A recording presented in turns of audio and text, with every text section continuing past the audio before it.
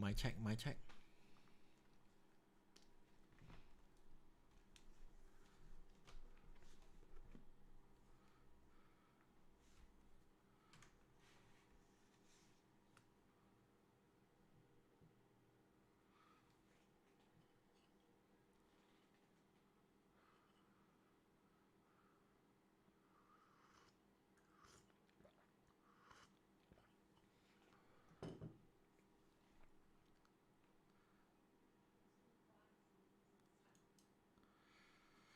All right, so yeah, first I want to thanks for your time. Yeah, a bit delayed today. Yeah, and yeah, because just now I finally have time to went through this paper and got a few questions. I surprisingly, it's harder than I think. For this paper, yeah, we'll go through some paper. Got one question. It's about interquartile range one. In this paper, I actually use a try and error method. If any one of you actually know any like smarter way later, you can share to me. Yeah, and some students say the sound is quite low, so I'm not sure. But here actually I adjust my sound until quite high here. Let me check my setting here. Is the sound okay right now? Mic checking, mic checking, mic checking, mic checking, mic checking.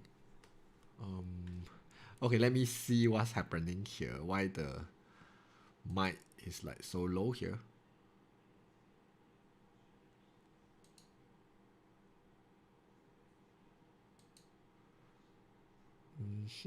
Audio. Yeah, my audios all looks okay here. So yeah, maybe I try to speak louder a little bit. But over here, I already reached the yellow color bar already.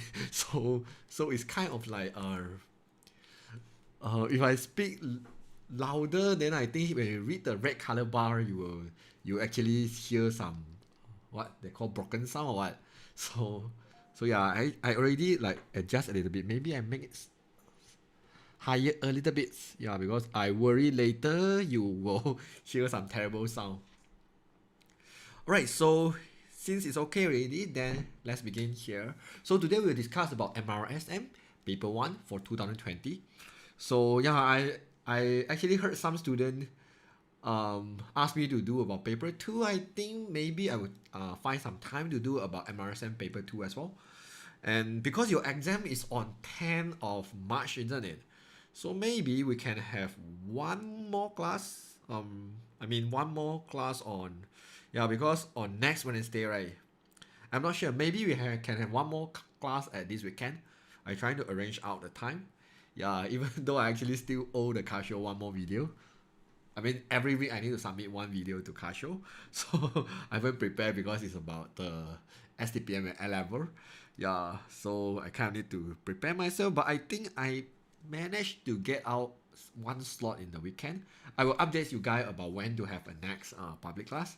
Yeah, because I realized today is like Thursday, right? Maybe you have exam tomorrow, Friday. Do you have any other exam on tomorrow? I just want to start this paper. All right.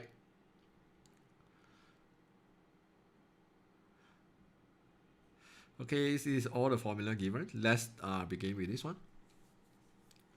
When we'll do MRSM paper 2? I'm not sure, but most likely MRSM paper 2 will at this weekend. I hope either Saturday or Sunday. Friday no exam, sir, because of other state holiday. Alright, good to hear that. Alright, so let's begin with question number 1. This one actually is quite of funny the way they write, but actually the meaning is the same meanings. You just imagine if I multiply A for 10 times. I tell you, if I multiply A for 10 times means what? A multiply A multiply A, you multiply 10 times, you actually get about A power of 10, isn't it? This is the idea, like multiply how many times.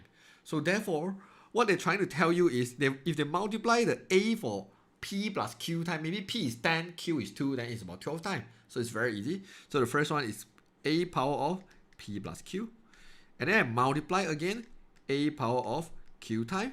And then I will get about a power of, this is n, square root means what? Square root basically means power of 1 over 2, isn't it? So this one is n over 2. Because square root of a basically means a power half. Okay, so it's square root of a power of n basically means a power of n over 2. Alright, this is something very basic. I hope all of you actually can understand this. Okay, so therefore I just need to solve this equation, and then they ask us to express n in terms of p and q. So therefore, yeah, I need to solve it and make n as a subject. Alright, so therefore we know multiply means what? The power, we kind of need to plus them together, equals to n over 2. I actually eliminate all the a here. Alright, so multiply means plus at the power. Alright, so here have p plus 2q equals to n over 2. So n equals to 2 multiply p plus 2q. Done. Okay, maybe I want to write it nicely. I just rearrange them. Okay, so this is my answer. So it shouldn't be too hard. Okay. Can I ask the question in Malay? Yeah, you can try your best. I mean, you can try to ask in Malay. And I try my best to understand in Malay. Because like what I said, last time in my age, when I was 17, which is like many years ago, I did the MF at Malay as well. Yeah, I know last time the probability they call kepalang kalian, right? Progression they call what? Janjangan is something. I don't know. But I many years didn't touch Malay already, so it's possible you're trying to translate to me. If not, I will try my best to understand you. Can multiply 2 inside? Yeah, can. If you prefer to expand it, I believe the examiner will give you correct as well. But normally, I prefer to leave in the simplest form. Alright, H Expo. Yeah, actually, I'm just 19 years old. Okay, will they reduce the graph for... Okay, don't worry about the math already. So yeah, because it's already passed. Whether you will get bonus mark or not is very depend on the examiner. So you should focus on your next exam, I mean. Alright, so okay, another log questions here. So we want to express this one in terms of n and t. Alright, so we have the whole thing like this. K square. Alright, we know basically divide is mean minus, isn't it? So this one is log 5 power of 3n minus log 5 k square. Okay, because it's log a over b, we can simplify into log a minus log b. Alright, this is something, some rule which is very important. So yeah. So then what we want to do next is we will move the power to the front, and log 5 will give us 1. Remember, log base and number is the same, we get 1. Alright, so I will get 3n here minus, I will move the 2 to the other side, which is 2 log 5k. Alright, I almost got the answer, but I want to sub the t into it. But the t is log k5, not log 5k. So what I want to do is, I want to swap the base and the number here. I will do 1 over. I will get log k5. Alright, then which is 3n minus 2 over t. Okay, remember, if log AB, I can do 1 over log BA. This is one of the rules we use to change the base here.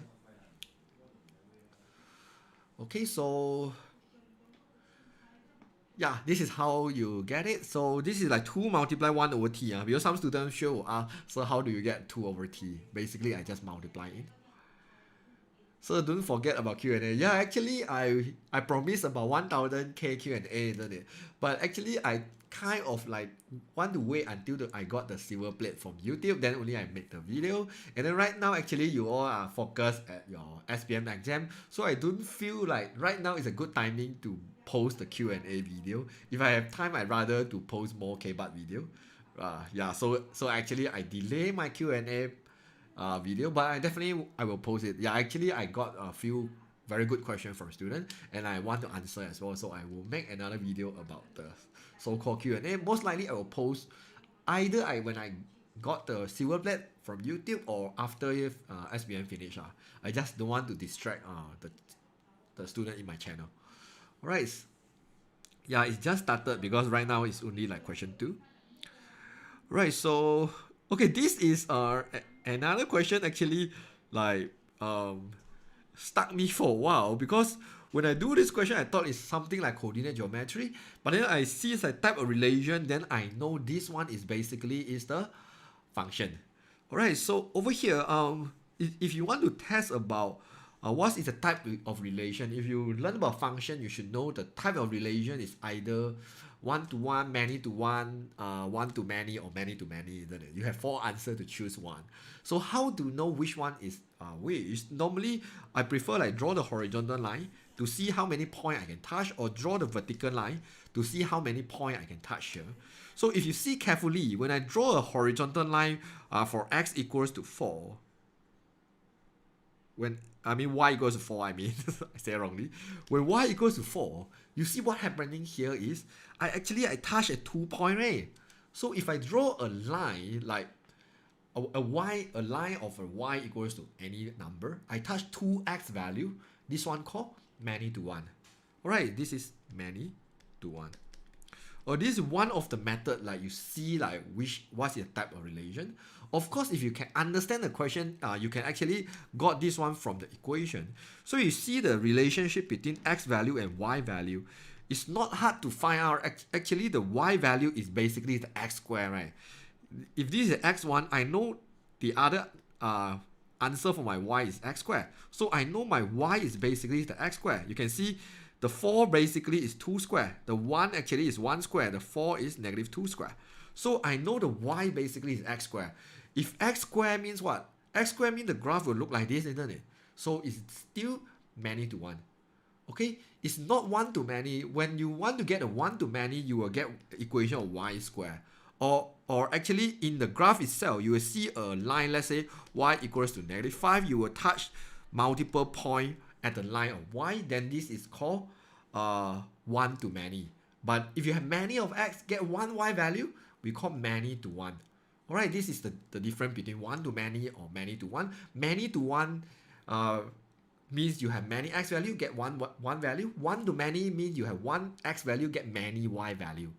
I mean this one is x equals to negative 5. What's wrong with me? You write the wrong thing here. Okay, so type of relation, since I already have the equation, I know fx equals to x squared. Very easy. So the object of 16. So they want to find the object of 16. I should know the 16 itself is the image. Image means what? This is the value of fx equals to 16. So x squared will equals to 16. X will equals to positive negative 4. Alright, done. Okay, so yeah, I hope at least you get the idea how to do this kind of question. It's kind of complicated if you are not really good in function.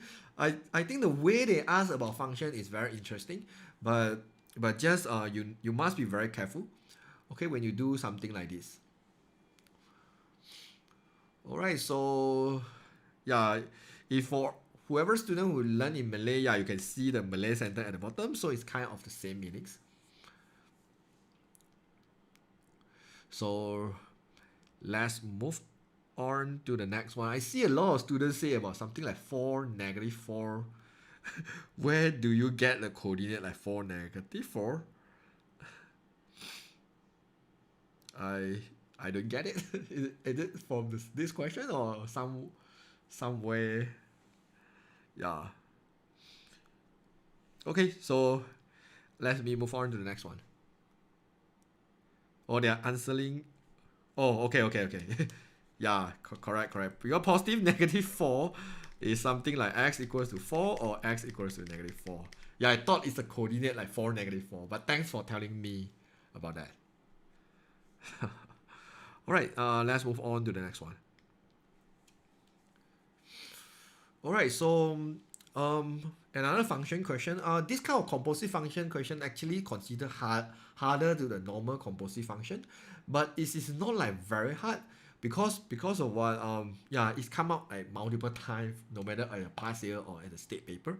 So right now basically you have a composite function and then they want to find another function. So like in this case I have fgx.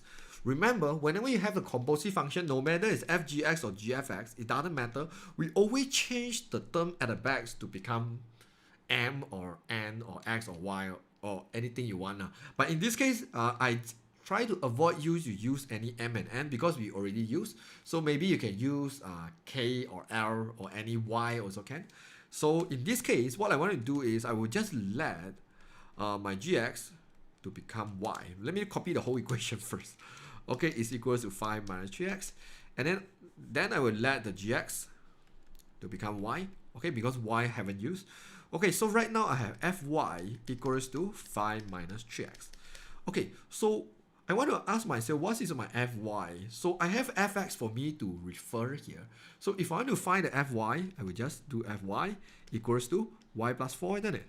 So therefore, I will know fy is y plus 4 equals to 5 minus 3x. Because the question asked me to find gx.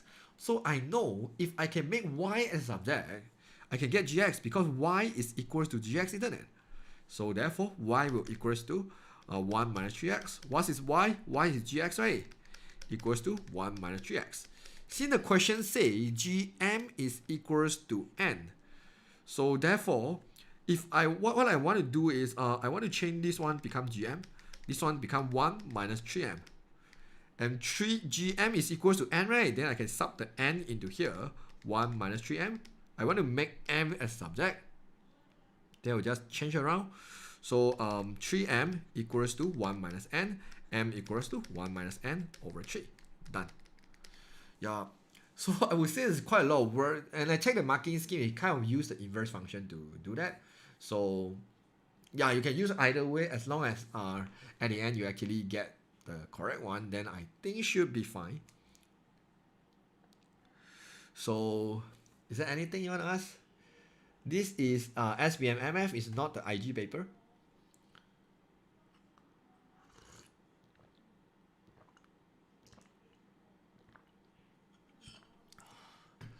Alright, so far so good, huh? Yeah, because normally I would just like do finish one question only I see the live chat, because it's quite distracting, because when sometimes right now we have about 300 students. Sometimes a lot of students type many chat at the same time, so I kind of like see it one in a while. Yeah.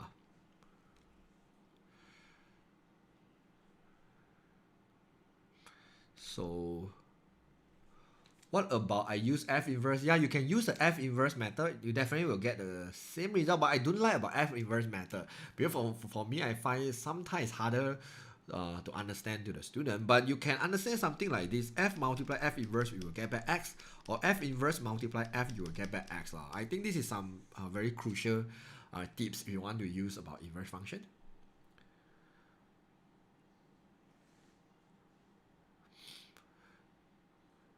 Am I do any carry mistake here? No, right. See, if I move the 3m to the other side, positive 3m, 1 minus n. Yeah, I think this one should be the answer.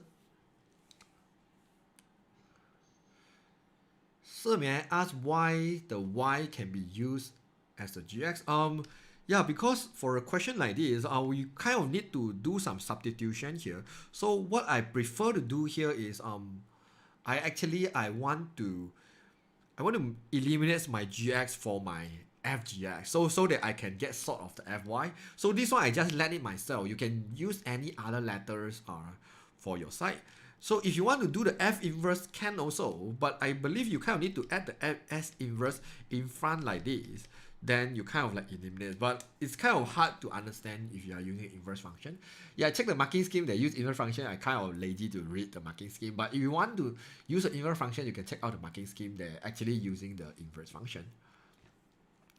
Yeah, so you just remember, let's say today I have something like hgx. So I will just like let maybe m equals to gx. Then I will have hm. You can see I form a composite function. I straight away get a simple function, a single function like hx. So this is the reason why I will always use this let method to like eliminate the gx at the back first. Then only I find back what is m. Because if I can find back what is m, then I can find back what is gx. So this is the whole idea about how to do this kind of composite function. I remember I definitely do make about few video about this. You just go to my YouTube channel, type composite function for K-Bar. I think I definitely make about few video about this. So if you still don't understand, yeah, you can go check it out. But because we have about 25 questions to go, so please allow me to do slightly faster. We spent about half an hour. It's only like question number 5 right now. So yeah, I kind of need to do it slightly faster. Okay, so right now we have alpha and beta. It's a root for this one. So yeah, so we know the sum of root is basically negative b over a, right? Negative b over a. This is the formula. So negative 2k. Because a is 1, right? So I no need to over 1, alright? And then my product of root is basically c over a, which is negative 3. Okay, and we know our root is alpha and beta. So sum of root means both of root sum together, right? Plus together.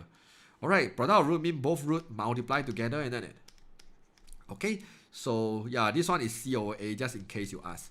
Right, so therefore, we have this information. We're going to use this information later. Right now, we want to form a new quadratic equation using the new root given here. So I want to form the new sum of root.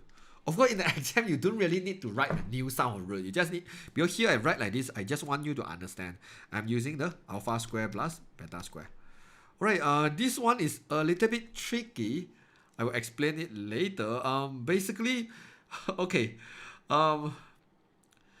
Alpha plus beta square, I will get alpha square plus beta square plus 2 alpha beta, right? So therefore, if I want to get alpha square plus beta square, I know it's alpha plus beta square minus 2 alpha beta, isn't it? Because I moved the alpha beta to the other side in order to get the so-called alpha plus beta square. So therefore, I know this one is actually equals to alpha plus beta minus 2 alpha beta. Okay, alpha plus beta is negative 2k square minus 2 alpha beta is negative 3. So this one, if I solve it, it's sort of 4k square plus 6. Okay, then we do the same thing for new product. My W is so ugly. New product of root here. Which is alpha square multiply beta square, which is alpha beta square, which is negative 3 square, which is 9. Right, then I will just form the equation here, which is using the x square minus sum of root, x plus product of root equals to 0. Okay, then I just sub my information into here, into this equation, which is k square plus 6x plus 9 equals to 0. Then I get my answer here. Okay, this is yeah, I definitely see some students, they use the simultaneous method. Yeah, definitely you can do that, no worry. Yeah, because some students actually prefer to make this one equation number 1, equation number 2, and then they kind of do the simultaneous to find what is alpha and what is beta, then only the sub back. Yes, you can do that, and you definitely will get the same result. Yeah, just depend which method you find more effective for you. Okay, so sum of root, yeah, I'm not sure sum of root, what is the Malay name for sum of root, but basically mean both root actually plus together. Yeah, I think D stand for tambah, is it? T stand for darab. Yeah, root is punca, right? H, I'm not sure about what. Yeah, then I think product of root is the, yeah, hasil darab. This one is hasil darab punca. This one should be hasil tambah punca. Have I got the correct Malay?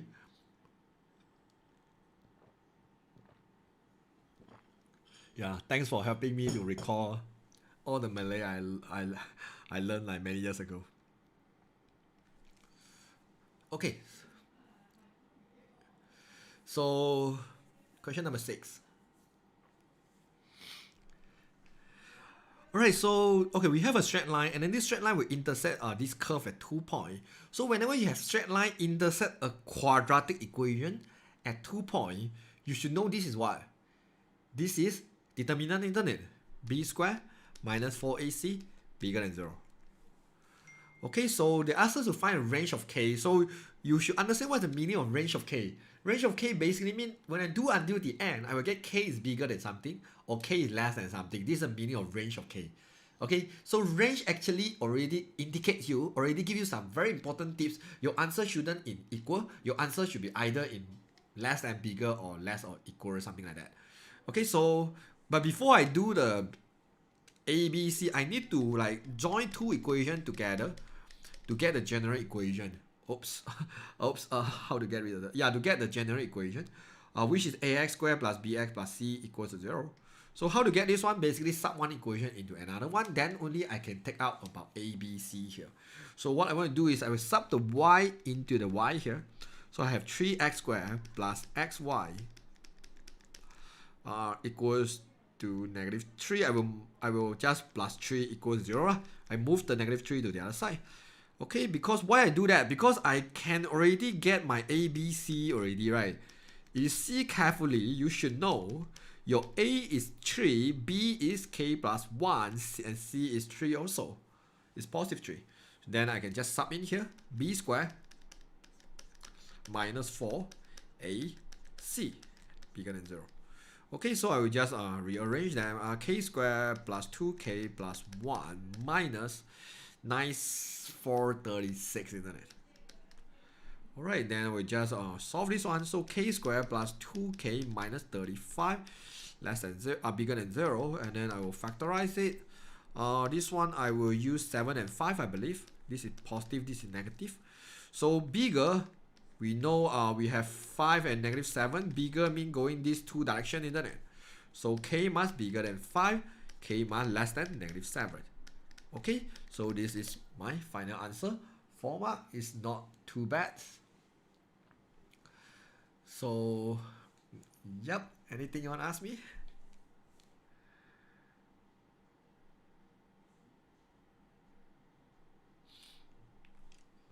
No, right? Yeah, this one actually involves some quadratic knowledge. Quadratic, I believe it's called quadratic equation. And then you kind of need to do about quadratic inequality also. Okay, so yeah, this is what we will get.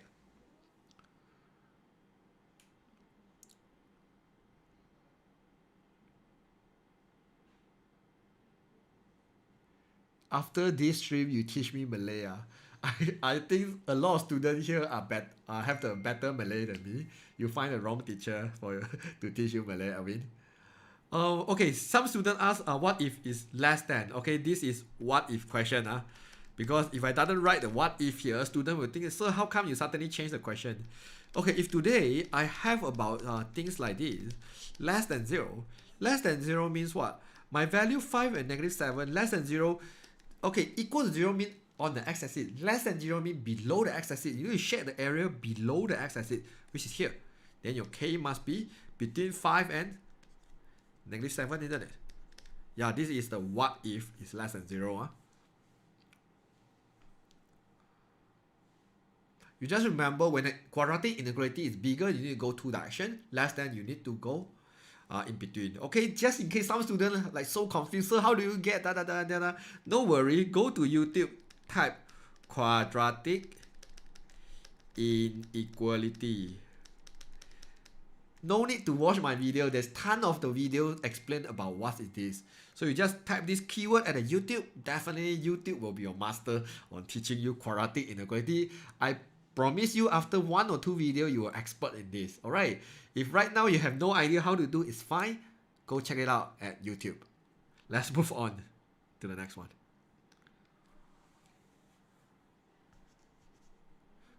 Yeah, you want to do the shadow region, you can do, no problem. I don't think they will give mark for this shadow region, but some students tell me the school teacher say they will give the mark for shadow region, then just shade, make everyone happy, okay?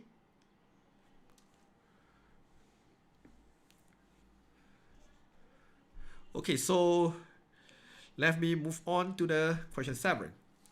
So it's given that the quadratic function, okay, this is the, I would say this is the K-mark question.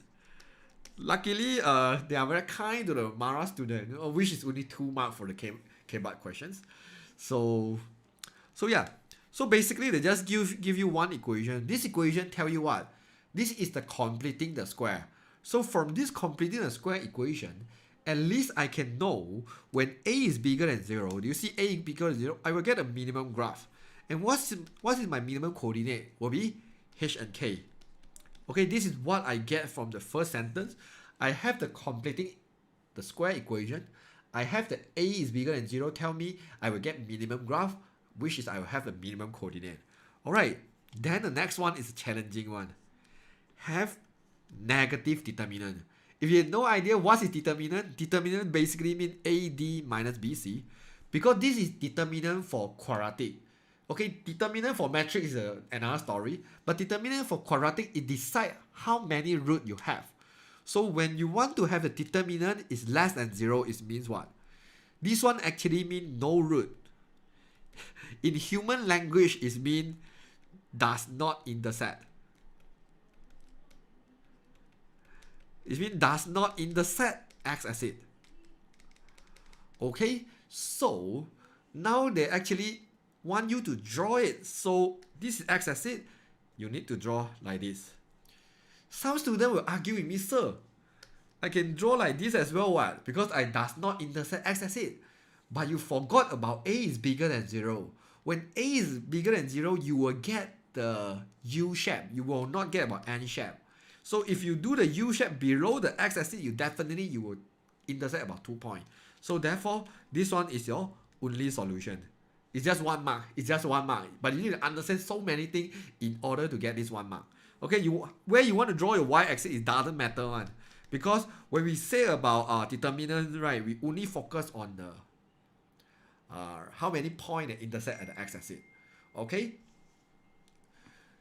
So yeah, very important thing is you cannot touch x-axis because it's less than 0. Means does not intersect. Okay, then we done already. We already done the first one. Okay, B is the one, even I do this 1 mark question, I also like stuck for a while.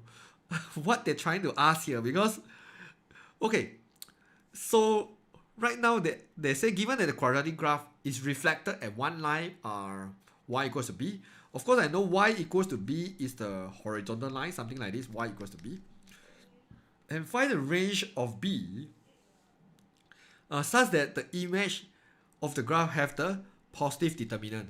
Positive determinant is mean b squared it's b squared minus 4ac. What am I doing? Why I suddenly write about determinant for matrix?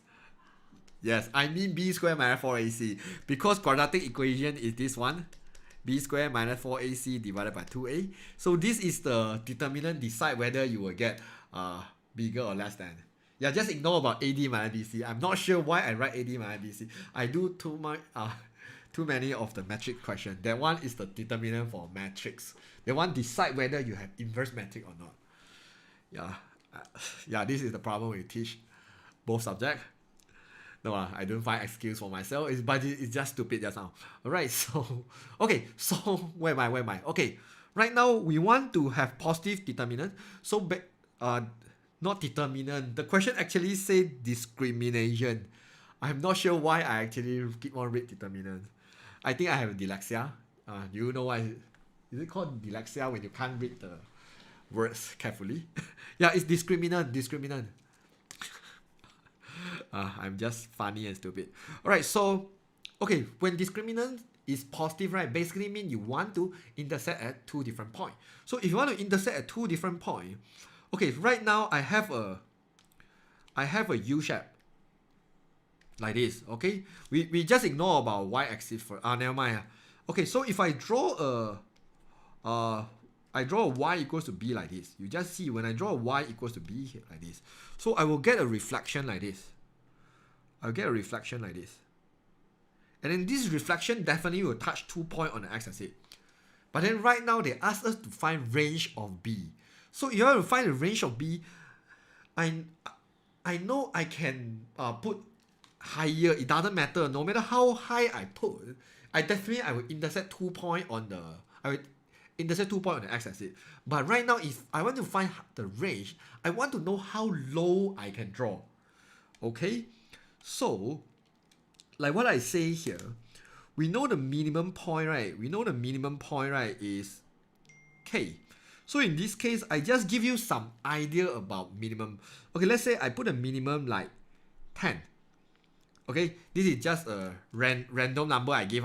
You don't panic first, okay? bear with me, okay? Because this is HK, right? I just assume it's H10. I just change myself, okay? I just simply change to make you understand. Okay, right now you have to ask yourself, what is the minimum of the Y value you can put to have the reflection will touch on the x-axis. So therefore, let me make this one lower a little bit, x-axis, okay? So if I put it at 5 here, which is half of it, okay, which is half of it. If I have a line y equals to 5, example, let's say I have this line, okay, y equals to 5, which is half of it. Then, because I need to do a reflection, right, I want to make sure the distance here must be the same. Then, I will get the reflection like this.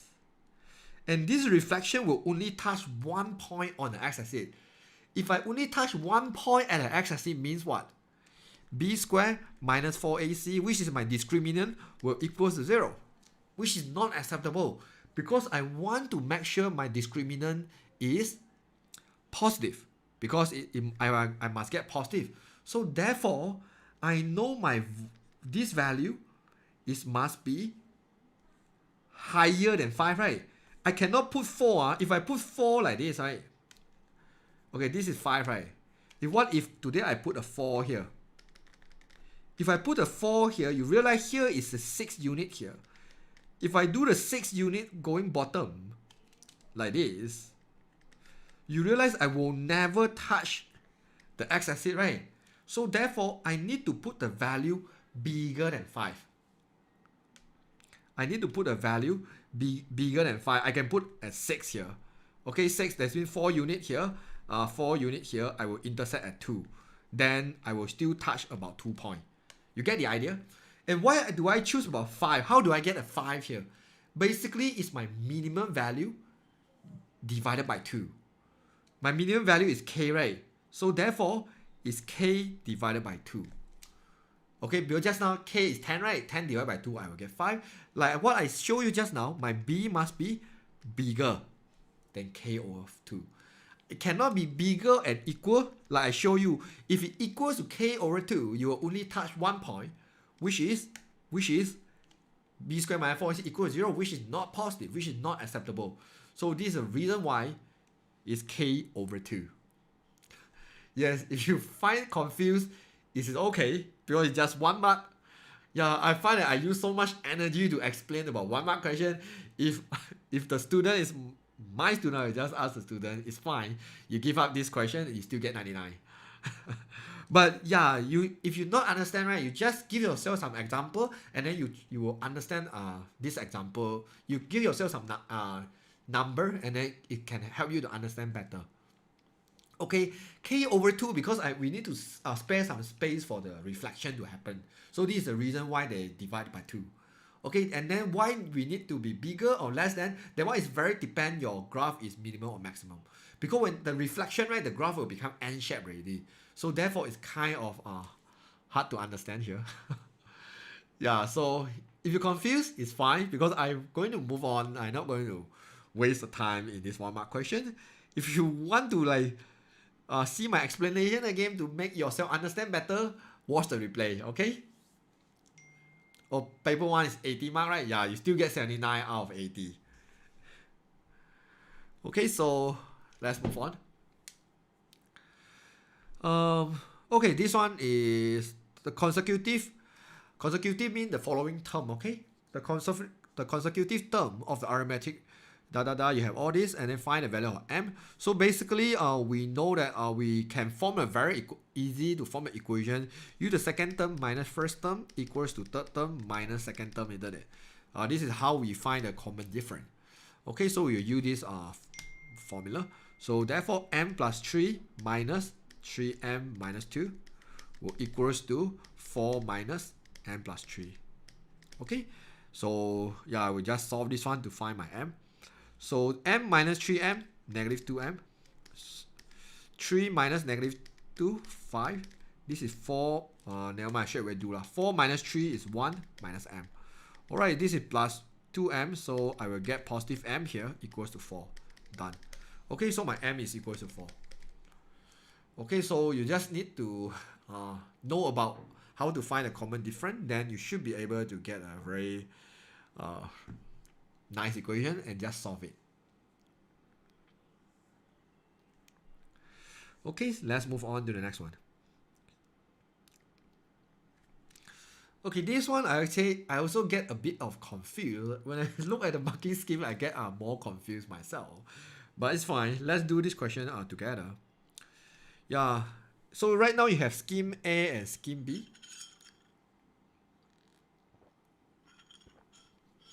And then you have two person.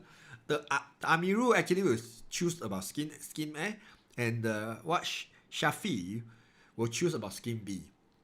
Okay, so one person choose A and another person choose B. It's given that both of them will start working at the company at the same time and at the same starting salary. So both of them will start with 1,600. So I can just assume A. Let me don't write the RM, okay? Please let me to just write A for both. 1,600. Okay, this one will be Amiru. We're choosing about scheme A. And then we have about Shafi. We're choosing about scheme B. Alright, then given that both of them will start save 10% of their salary when he reach about 2,500, find out who will start to save first and how much they save in his first 25 years. Okay. So right now we want to know which one actually will reach about 2,500 first. So from here, I know the D is 150, right? Because every year they actually increase about 150. Alright, this one will increase about 6%. If you write R equals to 0.06, you got wrong. Even though I know 6% is 0.06, but for common ratio, especially like compound interest, we always need to plus 1. So it's 1.06 here. Okay, so then right now I just want to find about Tn equals to 2500. Okay, but normally when I do myself, I don't like about equal. I prefer to write about bigger or equal. Because sometimes I cannot divide nicely, and then I will just take the smaller value. Because here I will say here they will say who start to save first. Yeah, it depends. If you don't know why you need to put a bigger and equal, it's fine to put back the equal. Maybe here I just put back the equal. Don't confuse you. Okay, so yeah, A plus n minus 1d, right? A plus n minus 1d equals to 2500. I will just solve this one. Use 2500 minus 1,600 and then divided by 150. Okay, then n minus 1 equals to 6, n equals to 7. Alright, so I know at the 7th year, okay, he actually will reach about this one, 2500. Okay, I will do the same thing for GP. Tn will equals to 2500. The formula for GP is AR n minus 1. A is 1,600. R is 1.06. n minus 1 equals to 2500. Okay, this one is 1.06. n minus 1 equals to divide by this, isn't it? So I know I have to add the log 10 for both sides. Yeah, this 4-mark question, there's a lot of words to do. This one I simplify 25 over 16. Okay, and then we'll move the power to the other side. So therefore I will have n minus 1 equals to a fraction. The top will be log 10, 25 over 16 divided by log 10, 1.06. Okay, so it's about 7.66. So n is about 8.66. So therefore, the nearest one I think is about 9. Okay, so yeah. So this is the reason why sometimes I prefer do a bigger or equal. Then I will find bigger or equal, right? I want to find the nearest integer, then I will put 9. But then here we let me just put an equal because your exam is just few days away. I don't want to go until like too many new things. Then you will need to learn new things right now. It's not a good idea. Okay, so right now I know the Amiru will start to save first because the Amiru actually will reach the 2500 faster. So therefore, in this case, I will just choose about Amiru. Okay, then right now I want to know how much the Amiru will save for first 25 year. So therefore, in this case, I will just erase about the Shafi because I'm not going to use, I'm not going to need the Shafi anymore. So, alright, so right now, I can find the S25. But the problem is, at the first 6 year, the Amiru haven't started to save any money because he haven't reached about 2,500. Therefore, he start saving at he start saving as the 7 year at year 7. Okay, so right now, if you understand the basic concept, so right now I will do S25 to sum from first year all the way to the 25th year. I will minus about S6 because this is the year they haven't started to saving because he starts saving for the year 7 all the way to the year 25. Okay, then the whole thing here, I will multiply 10%. I will multiply 10% because they only save about 10% of it. Okay, so yeah, this is what we will do here, and then yeah, apply the formula. The formula for Sn is n over 2, 2a plus n minus 1d. Okay, so 25 over 2, 2a plus n minus 1, which is 24, d is 150. Alright, then I will minus 6 over 2, 2a plus n minus 1, 5d. And then later you will get all the answer here. Then you multiply 10%, which is 0.1. Okay, you just type the calculator yourself lah, and then you can find out what's the total money you save here.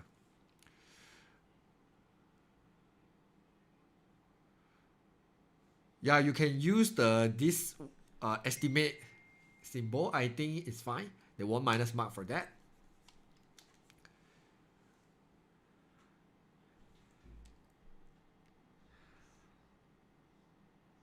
Yearly. True, because salary should be monthly, right? Okay, chop. Given both salary is 1,600.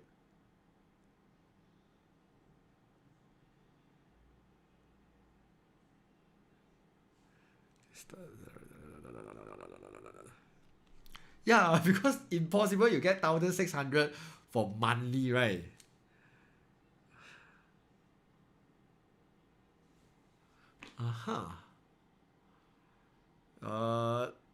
Yeah, thanks for that. Let me think how can I change these questions. Yeah, true. At the same time, start the salary at 1,600.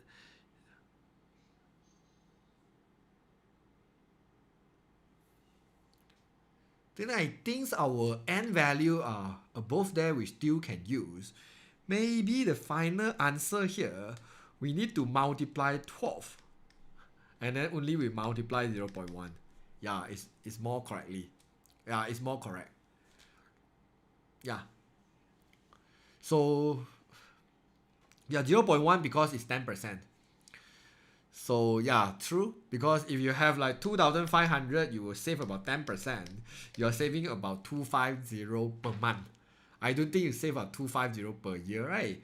So therefore, this one, what we are calculate here is for monthly. So because it is simple interest, that means each year they will have the fixed, income, right? Like example, at the year 7, you have 2,500. Because each month will have the same income, isn't it? So you times 12, you can know what is your yearly income for that. And then the next year, for the year 8, it actually increased 150, right? Become 2,650. Then you times 12, right? You will get a same yearly income for it. And then from the yearly income, you actually save your 10%.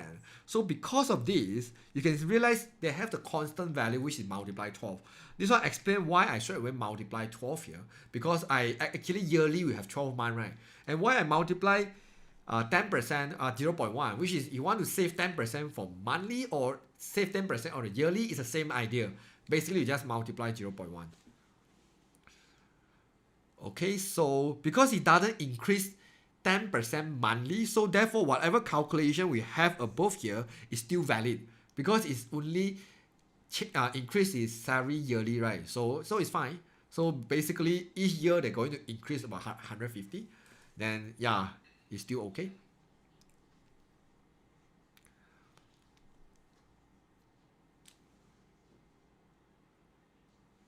So how to identify the salary in monthly or not and not yearly? I think it's kind of needs to use some common sense. It says start the salary of 1,600. I mean like, will you work at a company 1 year will pay you 1,600? Okay, because here they say yearly increment, so it's fine. But that means like each month you have 1,600, but then same every month from January to December you only have 1,600. Then next year they increase you about 150. So that means next year you have 1,750 every month. So I guess it's kind of common sense because the question doesn't mention carefully about this. Yeah. So okay, so I hope you get it.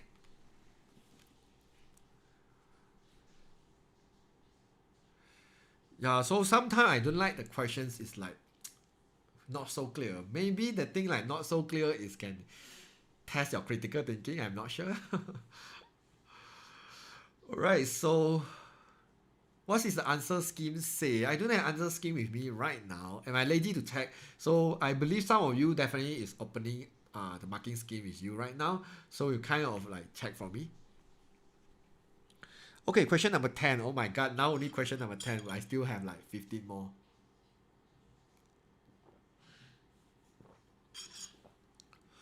Okay, in the geometry progression, the common ratio r equals to 3. Sum of the first three terms is 65. Okay, like this kind of question, sum of first three terms, right? Normally I prefer do something like first term plus second term plus third term, I mean square, AR square is equals to 65. Okay, rather than use the SN formula because only three term only, so I don't want to use about SN formula here. So I just plus 1 by 1, and in fact I have an R value. So A plus 3A plus 9A equals 65. I sub the A R equals to 3 into the equation, okay? Then I have about 13A equals to 65. A equals to 5. Alright, then the question asked me to find the consecutive term after the third term. Basically, they asked me to find T4 plus T5. Okay, so T4 is what? AR3 plus AR4 equals to A is 5, R is 3 power of 3 plus 5, 3 power of 4. Okay, so use a calculator. R 5 times 81. 540. Okay, yeah, it's much more easier if you use like first term plus second term plus third term rather than use SN. Okay, let me see, is there any question I want to answer here? So can you do about IGCSE MF paper in the future? Yes, I'm planning to do IGCSE paper as well, but just if I have time, because I'm very busy recently. Is SN formula way harder? I'm not sure. You can try, but I think it's okay also. Just you will have a fractions, yeah, and then you have two formula. You want to choose one. I think both is fine.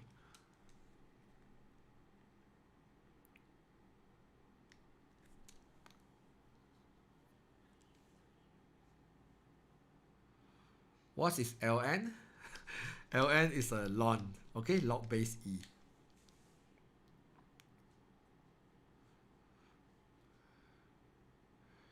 So can you do GCE O level paper? What is your exam code for GCE O level? Alright, so let me move on to the next one. I think, yeah. Okay, I think it's fine. So it's a linear law. Is it linear law? Yeah, it's a linear law.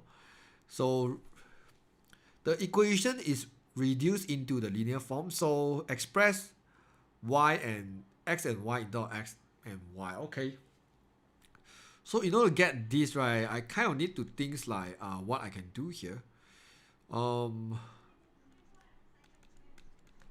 So my idea is if I want to get a 12 here, I have a 3, I want to get 12, I will just multiply 4 for whole equation first.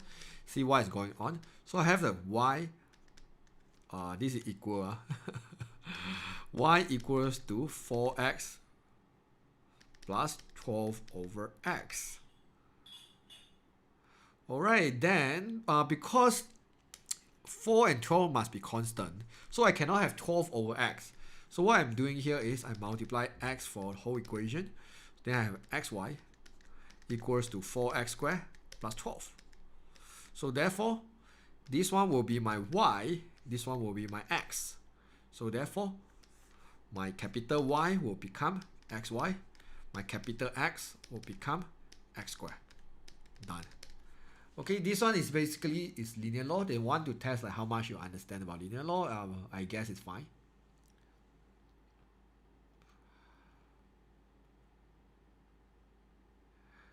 Alright, so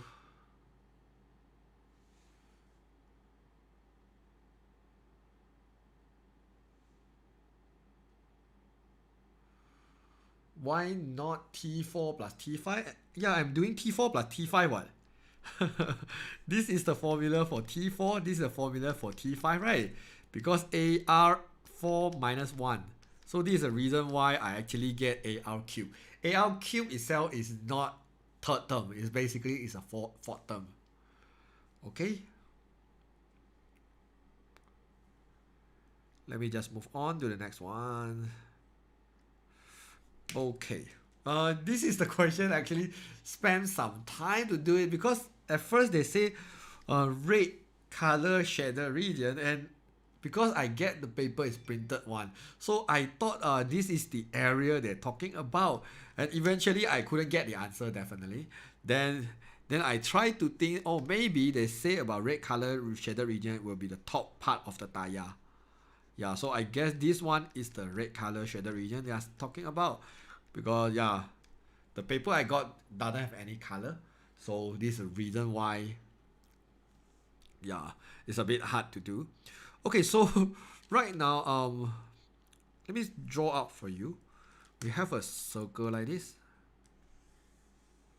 then we have another circle inside. Okay, so what we want to do right now is we have some part like this. Okay, we want to find this shadow area, and then we want to find the perimeter of this shadow area. This is the challenging part. So this is not really they want you to find an error, they want you to find perimeter. I seldom see the question like this, serious one. Okay, so first thing is I try to form a right angle triangle first. Okay, because I know the diameter of the rim is 40.64. Then we'll use this one to divide 2 to find my radius of the rim. So this is the radius of the rim, right? So here is 20.32. So obviously you can see this is the radius of the rim, which is 20.32. Alright, then we know the height of this one is basically 10.73. Basically, if I want to get the diameter of the tire, I kind of need to use the diameter of the rim plus the 10.73. Do you get the idea? So therefore, my radius here is 20.32 plus 10.73. So therefore, my diameter of the tire, not the diameter, I mean radius of the tire should be 31.05. Okay, because I just use the diameter of, I want to keep on saying diameter, I just use the radius of the rim plus about 10.73 to get the radius of the tire. Get the idea? Okay, then now I want to find this angle. Definitely I want to find theta, so I will just use the cos here. So the cos theta is basically adjacent over hypotenuse. Okay, so I will just I prefer in radian. Okay, shift menu, angle unit, radian. Okay, then shift cos 20.32 over 31.05. Okay, so I have about 0.8574 radian. Okay, but because I want to find the whole thing like this, so therefore another theta here, right? So you see what I'm doing here is I will multiply 2 because I want to get the whole angle. I'm going to call the whole angle here at alpha maybe. So the alpha is 2 theta, so it's basically 1.7147 radian. Okay, then what I want to do now is I just need to find about one of the length here. I just need to find one of this length. I call it x maybe. So I want to find a double of the x. So like 2x parameter, right? Plus the arc length. This is the arc length here. I'm going to call s plus s. Okay. So in order to get the x is very easy, right? You can solve the Pythagoras. Okay. So I know that x equals to square root of 31.05 square minus 20.32 square. Okay, I'm doing the Pythagoras to get my x. Square root of 31.05 square minus 20.32 square. Alright, so this one is times 2. Okay, I will times 2 for it. So this one is 46.955. Plus s will be arc length. Arc length, the formula is what? R theta, isn't it? So it's R theta. S is equals to R theta. My R for it is 31.05. Theta, I just got it, which is alpha, which is 1.7147. Okay, plus 31.05 multiply 1.7147. So I'll have the final answer is 1.2 centimeter. Okay, this is the way of I doing. I checked the marking scheme before for this question. It's quite complicated from the marking scheme, so I kind of like don't really follow everything in the marking scheme. I just do myself. What a time struggling with MF. 2 years after, I'm now struggling with Form 6 Math T. Yeah, Math T is hard.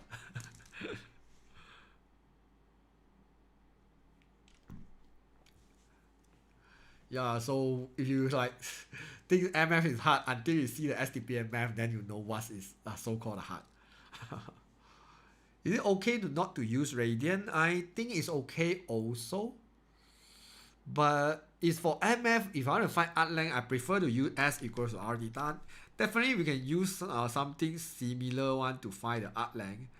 To use the math formula, which is theta over 360 times 2 pi r. But normally in MF, I just don't like to use this formula. I prefer to use S equals to R theta. And this, in order to use the first formula, the angle must be in radian. Okay. Sir, may I know when do you discuss MRSM paper 2? Yeah, I plan, maybe I will do in this weekend. You just follow my channel. Normally I will update at my community tab over there. Okay, so yeah, I hope in SPM they will print color for you if they want the question like this. Yeah, A-level math depends which paper you take. For me, pure math 1, 2, and 3 still okay. Pure math 3 is a little bit hard. But for A-level, I actually quite struggle. Statistics 1 is still okay, but mechanic 1 for me is quite hard. But luckily, a lot of question in pure math 3 they take to the further math already. Because many years ago when I teach the A level, the pure math 3 is very hard. Yeah, maybe the A level in Singapore is even harder. I know the Singapore government actually changed some of the question to their standard. Oh, SPM will print color one. Oh, then it will be good.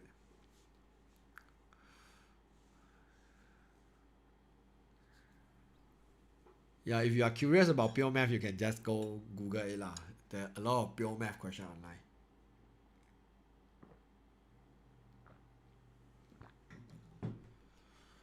How many subjects in A level? Yeah, A level you have a lot of subjects, but I think average student just need to choose about four or five subjects should be enough.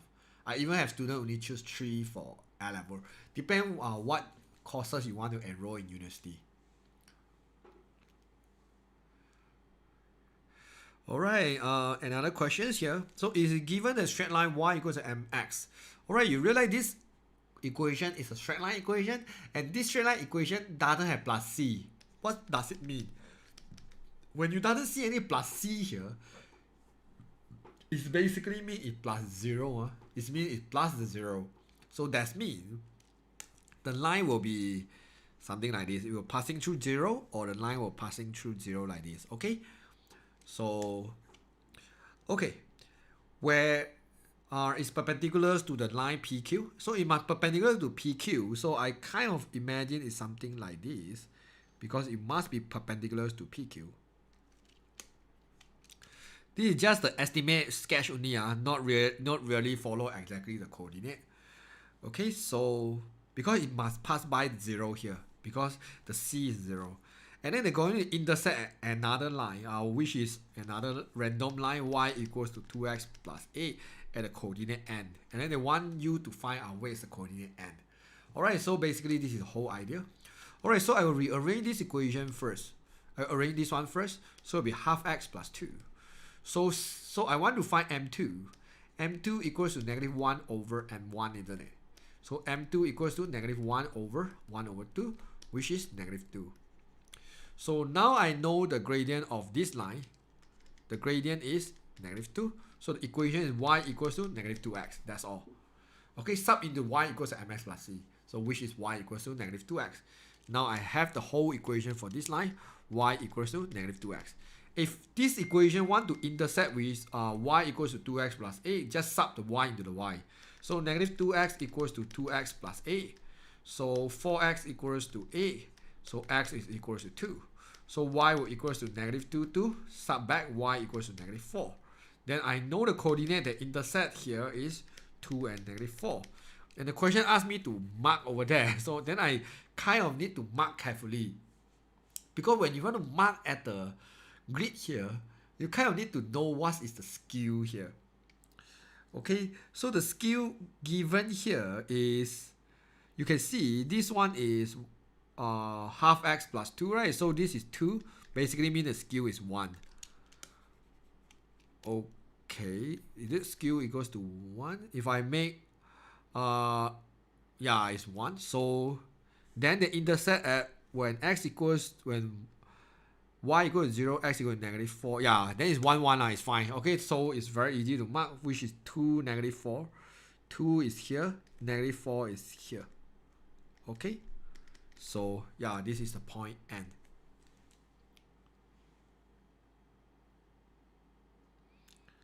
Hey, yeah, it's negative 2, negative 4. Oh my god, negative 2 and 4, right? Yeah, sub the negative 2 into here. Yeah, it's 4. Yeah, don't make carry mistake in the exam, huh? Don't learn from me. So negative 2 is here. 4 will be here. 1, 2, 3, 4. Yeah, this is the coordinate end.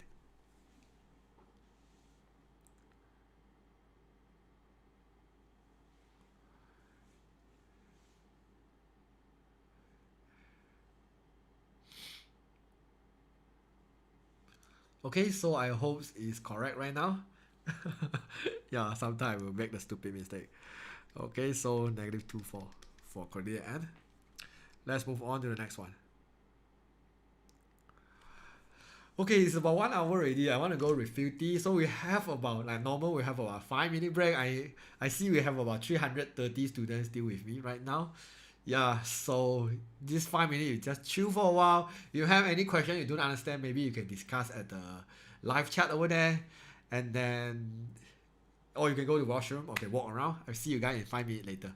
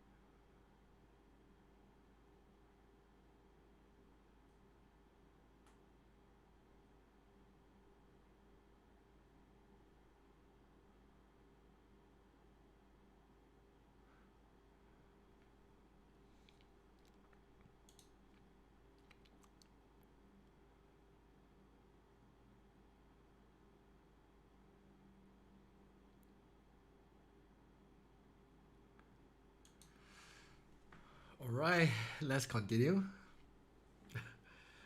Yeah, I see the Alvin actually have a good progress with his Malay.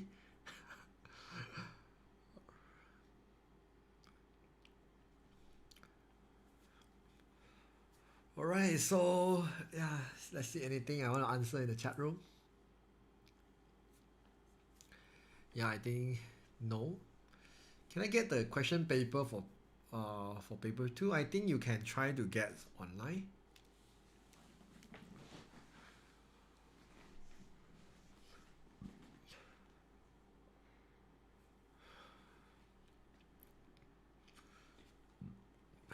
Okay, so let's continue question 14. So find the equation of why suddenly have some very simple math question here. Maybe they just think like it's too cruel to actually make the paper way too hard.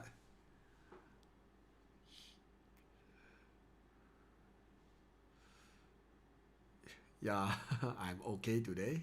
Yeah, also maybe I will do the seminar on Sundays, so I will update in my channel. I just took my calculator. Yeah, good to know that.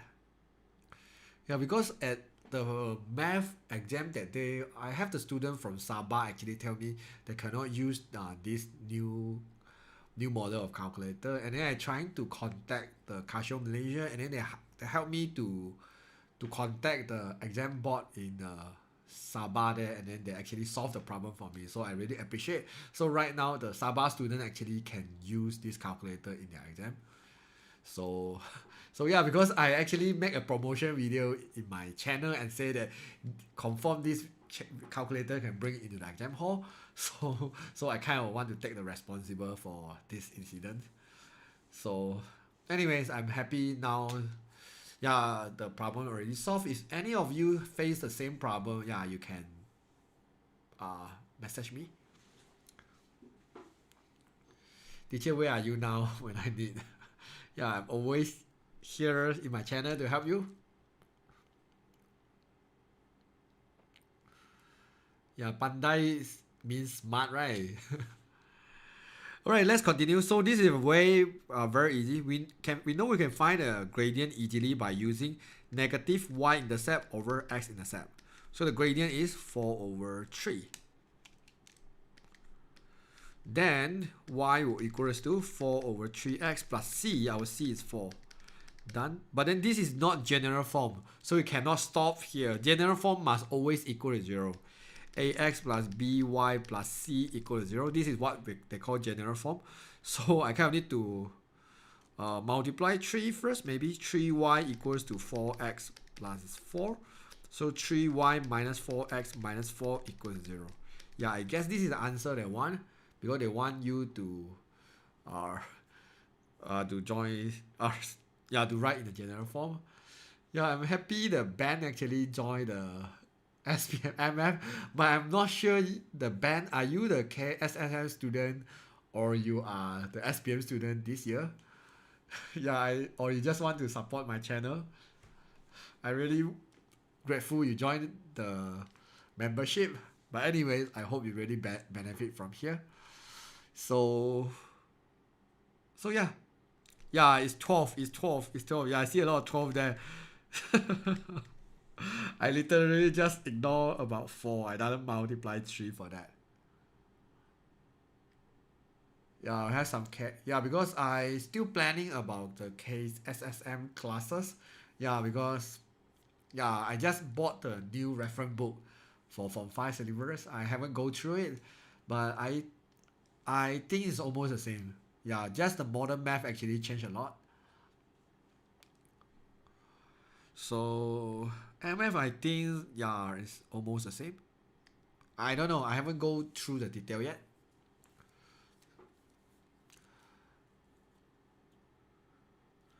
Okay, so over here, OP is equals to A and OQ is equals to B. OR is okay, find OR. Okay, I mean find OR. Oh, okay, this is a midpoint, so it's fine. It's midpoint. Then I know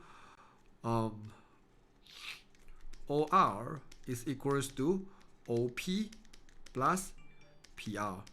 Okay, OP is just A, PR is half of the PQ. Okay, PR is basically half of the PQ. Okay, we can get a PQ easily. PQ is PO. Okay, PQ is negative A plus B lah. Okay, so I'll just solve this one. A minus half A, I still have half A plus half B. Okay, done. 3 mark.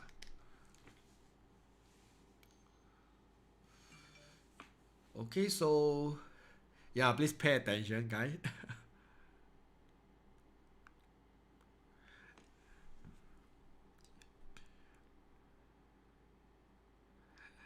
Alright, the next one.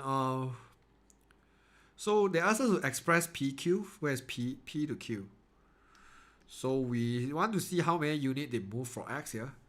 So yeah, I would say X is basically, this is how they move, right? So it's like X should be 4 minus 3. Q should be negative 2 minus 4. So I guess you will get about 1 minus 6.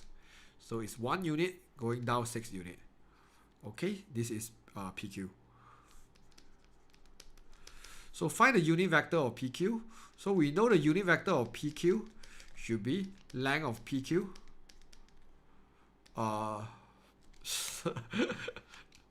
Vector of PQ over length of PQ. But because in column vector, I will just take it out like this to easier for me to write. Okay, so I want to find the length of PQ, which is magnitude. They call it magnitude. Alright, so it's square root of 1 square plus negative 6 square. Okay, so it's square root of 37. So 1 over square root 37, and then this one is minus 1. 1 minus 6, sorry. Okay, this is the unit vector of PQ. So I hope it's correct here.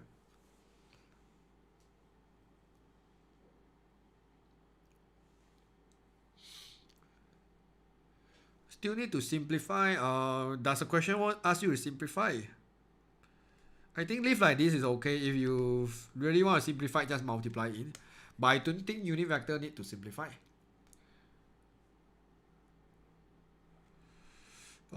Yeah, if you want to simplify, normally we cannot have the square root at the denominator. This is just standard about the math. So if you type in the calculator 1 over square root 37, right, the calculator normally will simplify for you something like square root 37 over 37, because the calculator just cannot accept square root at the denominator. So yeah, but for me I'm fine. So I will just leave like this. Yeah, if you have the marking scheme, maybe you check for me. Teacher, if I can only survive MF blah blah blah blah with my reference book, can you share any tips I don't die badly in SPM? Yeah, like I say many times, is if you want to like learn the MF in this short period, like right now it's about 6 days. The faster way is you go to print out those papers I already discussed as my public seminar, and then you try to do the paper with my video, like, because I already show you a step by step, right? So whenever you face any question you cannot do, I hope the explanation in my video actually do help you. Yeah, if you still don't have the foundation, you kind of need to go to check back the base. I have made a lot of basic content video, so you can go check it out as well. The marking scheme has multiple form of answer. Yeah, sir, root one of them. Okay, then it's fine. Then I just lazy to expand. Yeah, because in real life I'm a very lazy person, but sometimes I just force myself to be hardworking. Alright, so can I use I and J form? Yeah, I think can also, because it's in Cartesian plan, right? So they should be able to accept I and J.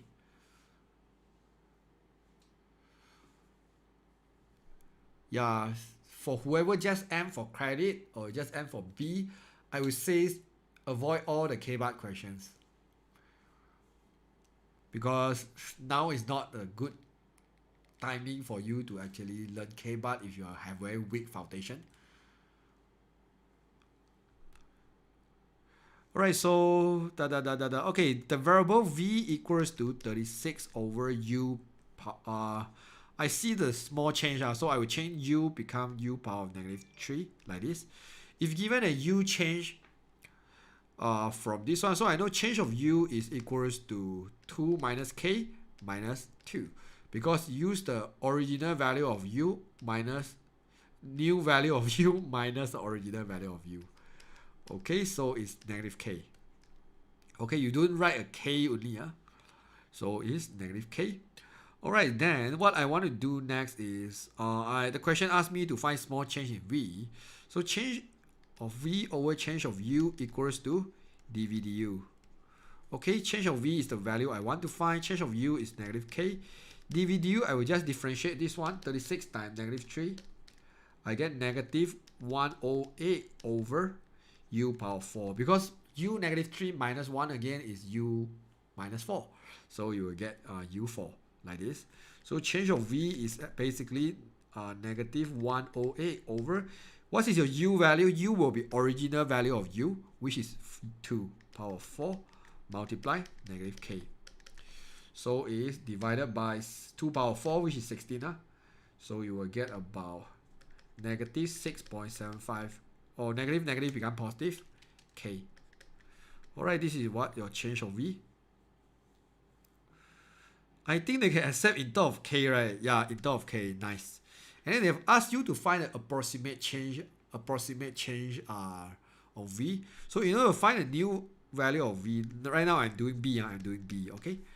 I want to find a new value of v. Then I kind of need to do about original value of v plus the change of v. This is what we do for approximation. So original value of v, this one, right? 36 over 2 power of 3. Okay, 36 divided by 2 power of 3, which is 2 cubed lah. Divided by 8 lah. Okay, so you will get 4.5. So this one is 4.5. Okay, this is original value of v plus the change of v, which is 6.75 v k. This is your final answer. If you prefer fraction, you can leave everything in fraction now. Okay, 9 over 2. And then what? 6.75. You want to leave in fraction. Plus 27. Plus 27 over 4k. Yeah, because some students just prefer to like join them together. There is 18 plus 27k over 4 lah. If you want to join them, but I think this one should be acceptable already. Yeah, no need to like join them like this lah. Or depend which one you like. Yeah, because it's the same idea.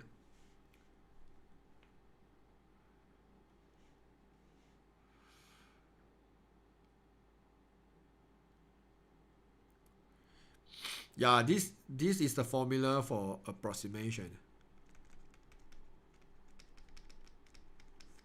Okay, remember it. Find the equation of the curve. Yeah, we know in order to find equation of the curve, we need to integrate dy dx.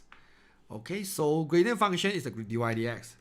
So dy dx is 2ax minus 1. And then we have this minimum point. Minimum point tell me what? Minimum point tell me dy dx will equal to 0 when my x equals to 4. Okay, remember what I said? Dy dx equals to 0 when my x equals to 4. Why I want to do that? Because I want to find my a. So this is 0 equals to a minus 1. So a equals to 1 over 8.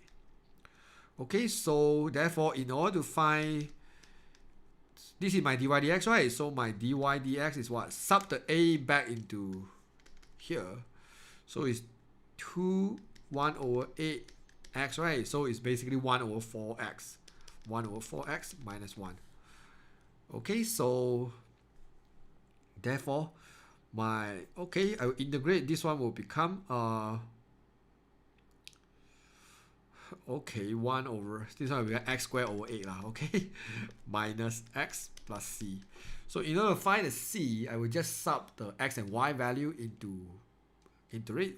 So 3 equals to 4 squared, 16 over 8 minus 4 plus c. Alright, this one will be 2 minus 2. So c equals to 5. So my equation of the curve should be x squared over 8, or you prefer to write 1 over 8x squared also can, minus x plus 5. Yeah, I guess this is how we got it. Yeah, if I make any mistake, do let me know, because sometimes I do make mistake. Alright, this one, I think they actually has some printing error also. I think this one should be negative p. Okay, yeah, even though I just trying to zoom in, I also see like p like this, so I guess this one is a negative p. They forgot about the negative. It's kind of like what happened for the modern math. Okay, because if this one is a p, then I kind of need to like get some symmetry value from here to have a p, which is I don't think is possible. So yeah, so I think this is negative p. Okay, so therefore if I have a line like this line we call x equals to negative p. Okay, so right now we check out the first one first.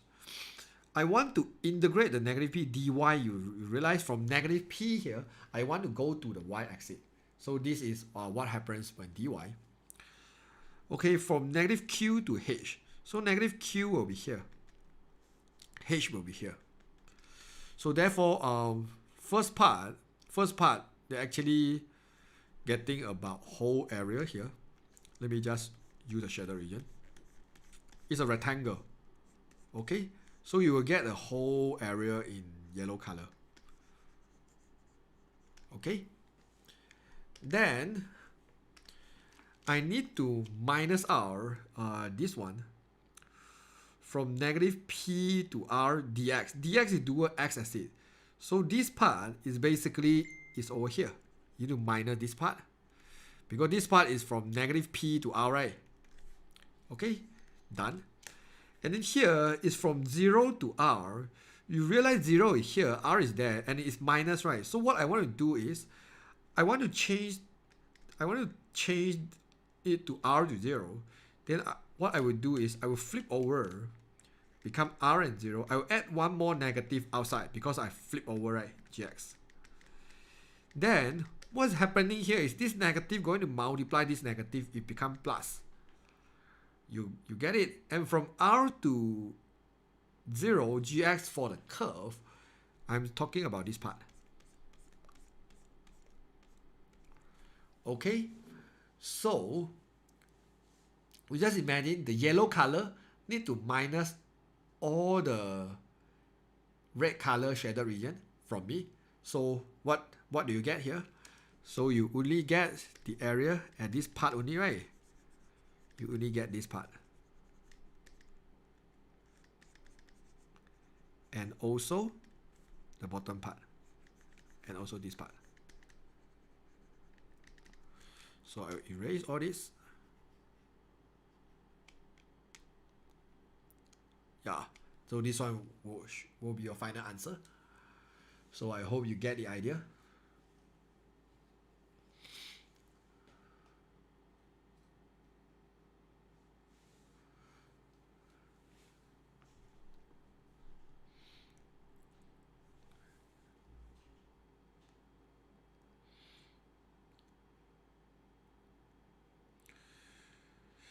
Okay, let me move on to the next one.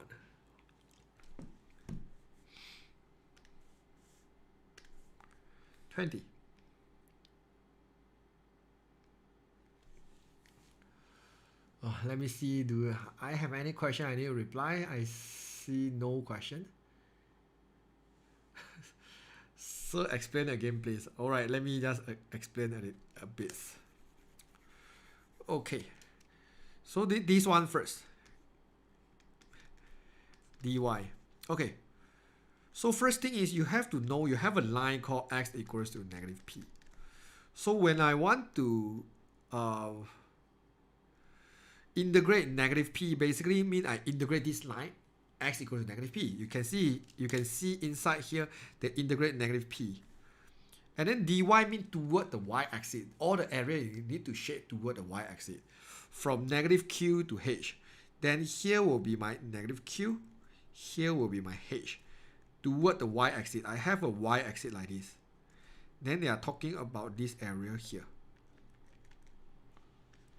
So I'm going to shade the whole area from x equals to negative p all the way to the y-axis. Yeah, you have a line x equals to negative p, right? Like I showed you just now. Because you're passing by the negative p one. So this is the reason why this line called x equals to negative p. Okay, we done this part already. And then I want to minus both of these. I want to minus both of these. Okay, let's have a look at this one first. Okay, this one I think is negative p. I think it's a negative p. Maybe of the modulus, it don't care about negative p. I don't know. But it will give you a modulus because what? Whenever the area below the x-axis, right, the area will be negative. This is the reason why he add the negative for you. So therefore, I think this one is saying about the part like this. You have a curve look like this. This is y-axis. And then this is x-axis. And then you have some area here. It's from negative p all the way to r. So they are talking about this area here only. So this one is saying about this area, which is from negative p to r, which is this area. Because this is dx, right? So dx means what? I need to shade the area from the curve toward x-axis. So this is something very important one. It's my x-axis here, right? If I want to integrate from a to b, right? You can see the way I shade it. I want to shade from this curve toward the x-axis. From this curve toward the x-axis. Okay, so if today I have a curve look like this, and I have my x-axis like this, then if I want to integrate from a to b, I will shade from my curve toward the x-axis. This is how we get the area. If you have no idea how to get this one, go to check out my integration video. Alright, then the last part here is negative. But integration rule tell me this is AB gx, right? I can change the AB to BA if I add a negative for it. This is one of the integration rule. This is the reason why just now I make it become plus, because it need to minus both of this part. So therefore here will become plus. So therefore for gx, right, gx is still mentioned about the curve. Then I want to find where is the r from 0. Since this is the y-axis, so therefore if you see carefully, here is r, here is 0. So I want to shade this is gx, right? I want to shade the gx from r to 0. Because I flip over, right, this one is r to 0 gx. dx means toward the x-axis. So they are saying about this part. So you just imagine I need to use a rectangle to minus both of these parts. Okay, so yeah, I hope you guys can understand. If you still don't, yeah, I'm sorry. I thought the modulus is unnecessary because the area is always positive. Not really, because when you want to find the area below the x-axis, right, you will always get the negative value over there. Yeah, definitely if you understand area always to positive, you kind of will make it positive yourself. But then because you want to explain it mathematically, so therefore you can see the textbook always will add the modulus for it whenever we want to find the area below the x-axis. Okay, so yeah, I just try my best to make you understand. Even though sometimes students might not understand, it's fine. It's totally fine. Yeah, because not everyone have the same understanding level. So if you really don't understand, go to check out some basic video. Yeah, question 20 here. Okay, trigo. Like what I say many times, your triangle at 4 quadrant, right, can only look like this. First quadrant, second quadrant, third quadrant, fourth quadrant. Angle must be at the middle. Okay? Angle must be at the middle. So therefore, this triangle, first thing, if you use this triangle to solve, definitely fail already. Okay? You cannot use the triangle like this. So the second quadrant, the triangle is over here. So I will borrow this angle to solve it. Okay, this is what happened when you had a second quadrant. You should learn this one at the modern math already. Okay, so therefore at least I know here is t. And then they tell you very important, unit vector means what? Unit vector means hypotenuse is 1. 1 unit. This is a meaning, this is a reason why they call it unit vector. If you don't get it, please take out your note and write it down. Unit vector means your hypotenuse is equals to 1. Okay, so 1 will be here. Then I can find this length easily using Pythagoras, which is 1 minus t squared. But because this x value is before the y-axis, right, add a negative for it. Okay, then sine theta is opposite over hypotenuse, which is t. Okay, which is t. That's all. Okay, tangent to theta, the formula is 2 tangent theta over 1 minus tangent square theta. Alright, then you just solve it. What is tangent theta? Tangent theta is OA, t over negative square root 1 minus t square. Okay, so I will just sub this one into the formula. So this one is 2t. Negative I put on the top. It's the same thing. You put a negative on the top or at the bottom. It doesn't matter. Most of the time it doesn't matter. Because sometimes it do matter. But most of the time we just assume it doesn't matter. Alright, then we'll just kind of solve this one. Negative 2t over square root 1 minus t square. Alright, this one I will square it, which is 1 minus. A lot of algebra here. So this one is 1 minus t square. Okay, square and square root I cancel out. Negative I cancel out also. So I will make them have the same denominator. This is 1 over 1, right? I will multiply 1 minus t square here. I will multiply 1 minus t square for the bottom as well. Okay, to make them the same denominator. And then here I will multiply 1 square root 1 minus t square. Multiply 1 minus t square. Okay, later I will explain why. Okay, denominator is 1 minus t square, right? Minus t square again is 1 minus 2t square over 1 minus t square.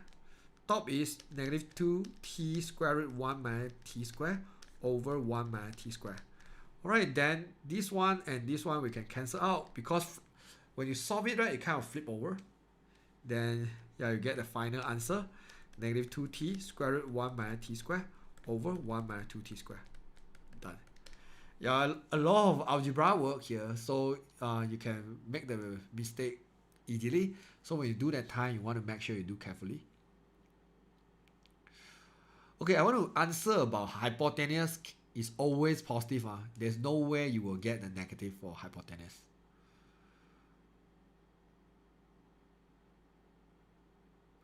Is unit vector is always 1 unit?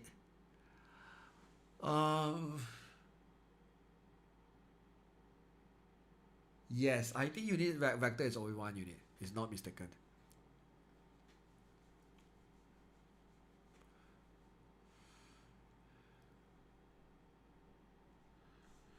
So yeah, I'm not sure the marking scheme live in what form, but then normally I will simplify until I only have like numerator and denominator. I don't like about 2-level fraction. Yeah, so why is square root 1 minus t square? Oh, because I want to eliminate the square root 1 minus t square. Square root time, like square root a multiply square root a can give me a, right? Because square root multiply square root is square of the square root, then I can just cancel it out.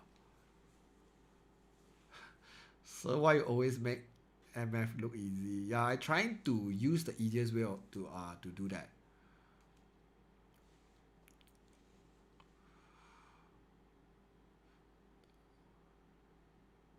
Why the negative has been cancelled suddenly? Because whenever you square the negative value, you always get positive, right? Like square the negative 4, you will get positive 16, right? Because negative multiply negative is always positive. So this is the reason why I can just get rid of the negative. Because you square it. Alright, so let's move on because I hope I can end at 10:30, but seems a bit hard here. I think possible. I still have a few questions here. Yeah, I think I do MF definitely more than 5 years.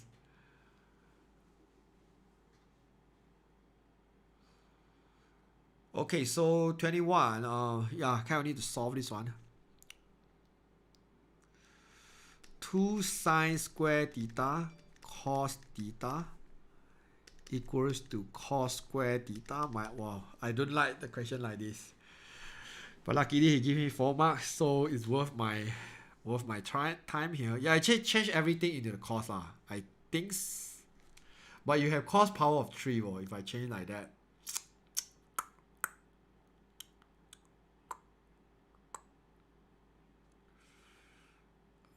Because I don't want the cubic equation. But I think it's fine because let me see. Let me see. I just take, I don't know. Yeah, normally I will do some try and error first. Yeah, because I have 1 there, it's not so friendly.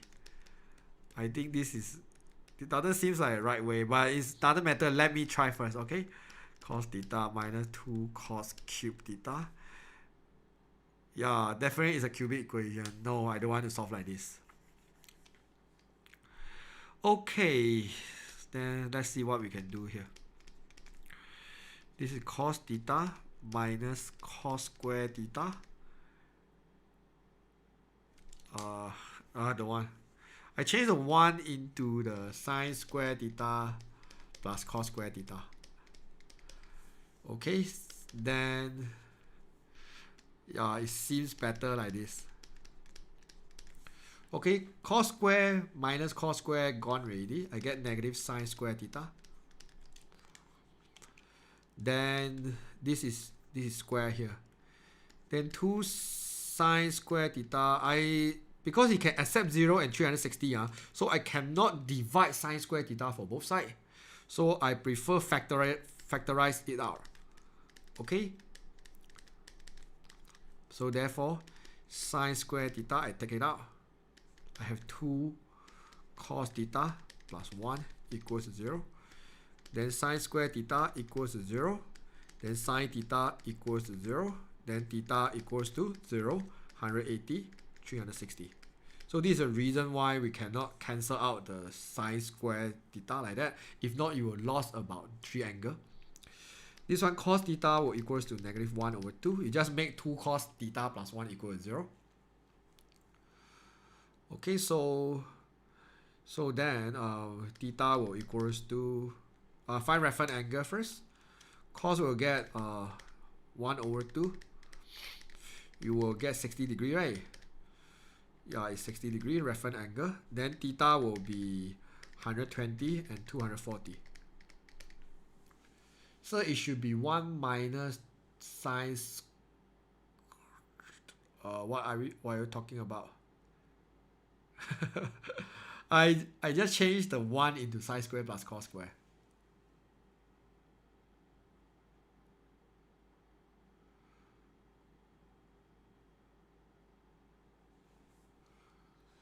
So I think this one should be the correct one. Oh, but the marking scheme. But is my answer same with the marking scheme or not? Yeah, because trigo, definitely you have more than one way to do that.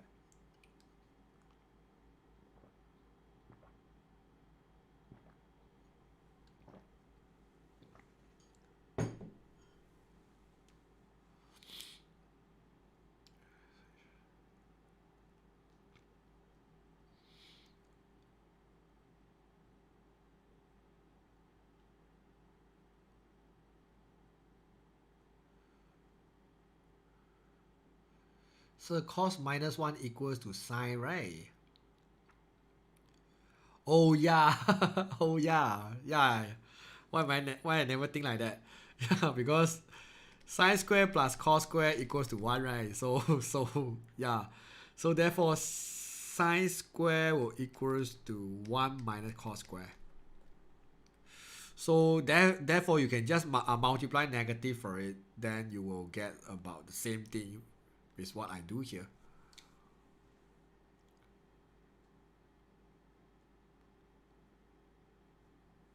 Yeah, so you can change that as well. Basically, when I multiply negative for both sides, right? I multiply negative for both sides.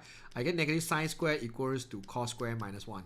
So you can see this is like cos square minus 1, right, is actually equals to negative sine square. You can change like that also if you want to.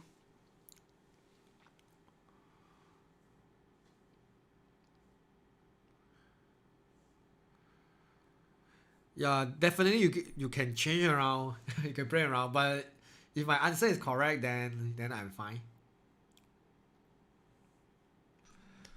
So one of the way I can test my answer is, yeah, I insert any value I find here lah.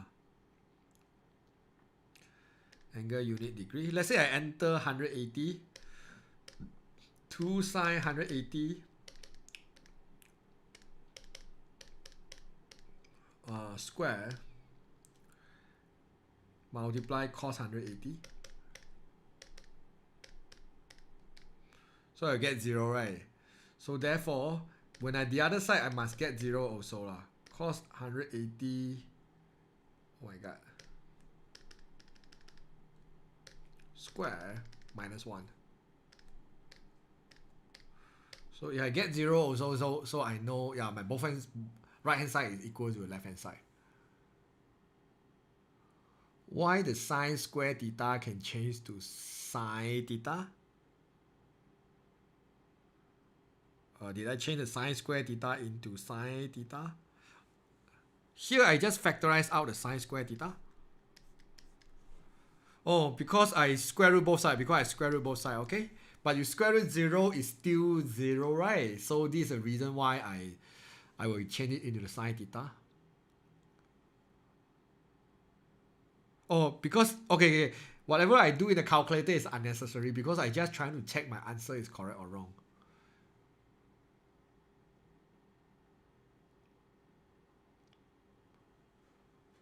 But just now I try to sub the 180, I will still get a correct answer.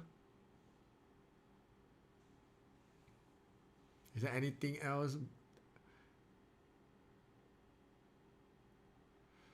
Yeah, because sometimes I check the marking scheme will divide about sine square theta, which I will tell my student is wrong.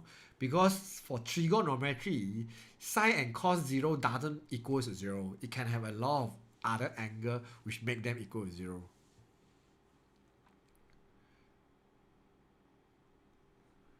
Yeah, so I only try 180. You can try to sub all the other angle I find just now.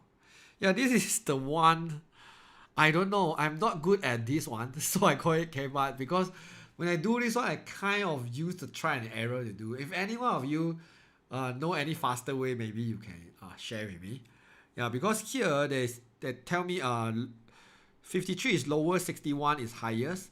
Okay, so the interquartile range, definitely I know interquartile range, that's mean third quartile minus first quartile, right? Okay, so they tell me the initial interquartile range is 6. And then, okay, another student will do the same test. That means I will add another beta into here, and I make my interquartile range to become 5. And they ask me to find a possible range for the beta. So right now, let's see about the data before I enter the 6 here. So normally I will just rearrange them. So yeah, this 3 mark, normally if I do myself, maybe I give up this 3 mark. I don't like it. 53, 53, 54, 55, 56, 58, 59, 61, alpha. Okay, 1, 2, 3, 4, 5, 6, 7, 8, 9. 1, 2, 3, 4, 5, 6, 7, 8, 9. Okay, so I do not know where is my alpha, but then right now my objective, I want to make sure my third quartile minus the first quartile, I will get 6 here. So if 9 number, the median is very easy. The median will be the 5th number, isn't it? Where is the middle number? So let's say I put my alpha at the back here. Then this one, the 5th number, okay, how to get a 5th number? Basically 9 plus 1 over 2 th. Okay, so you get a 5th number. Basically n plus 1 over 2 th. Okay, then this is how you get a median. Okay, so then here I have 4 number, here I have 4 number. So if I put my alpha at the last place here I want to take the middle number, which is like 54 plus 53 divided by 2, which is 53.5. Then this one will be 59.5. Hey, no, this one will be 60. Because you plus both of them, right? Yeah, you can see like 60 minus 53.5. You doesn't get the nice number, you get 0.5. So therefore, what I'm doing here is I try to move my alpha here. Let's say my alpha is between 59 and 61. Then I can assume it is 60. If this one is 60, then I will get about 59.5. Then when I minus them, you realize I get a nice number, 6, which is exactly what they want. They want you to actually get a 6. But what if I change this alpha, I change it into the 59. Then 59 plus 59 divided by 2, I get back 59. But if 59 minus 53.5, I don't get 6, right? So this is the reason why I know 59 cannot. And then you ask me, can I put a decimal for it? I would not encourage you to put a decimal here because the mark given on the top there, above there, doesn't have any decimal. So I just assume the mark here is only whole number. Means your teacher will round off for you.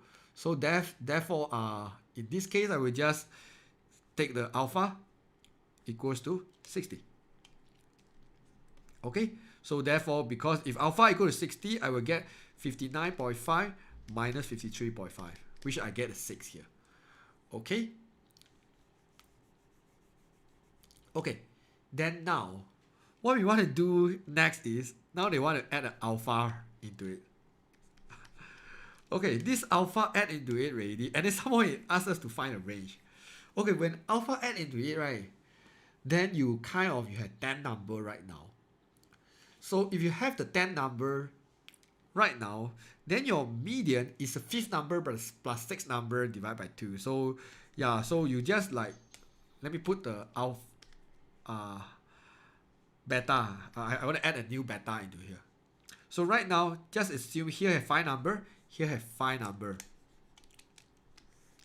So 5 number and 5 number right now, my Q3 will be the 5 number, you break it into half, right? This one will be my Q3, and this one will be my Q1. Okay, they want the Q3 minus Q1 and want to get 5. This is what the question wants. So therefore, if in this case my Q3 is 60 and my Q1 is 54, therefore I know that my beta here is too big, right? Because here is 6. So if I move my beta here, okay, that means I move my 60 and 61 to the other side. 60 and 61. Okay, right now I put my beta here. Assume my beta is 59. See what happened. Then this one is 59 minus 54. Then I will get 5, which is 9. Then I know my beta should be able to accept about 59. Okay, but anyways, this is my beta here, right? I want to know what is the minimum value for this beta here. So therefore, I kind of need to keep on testing to move my beta around.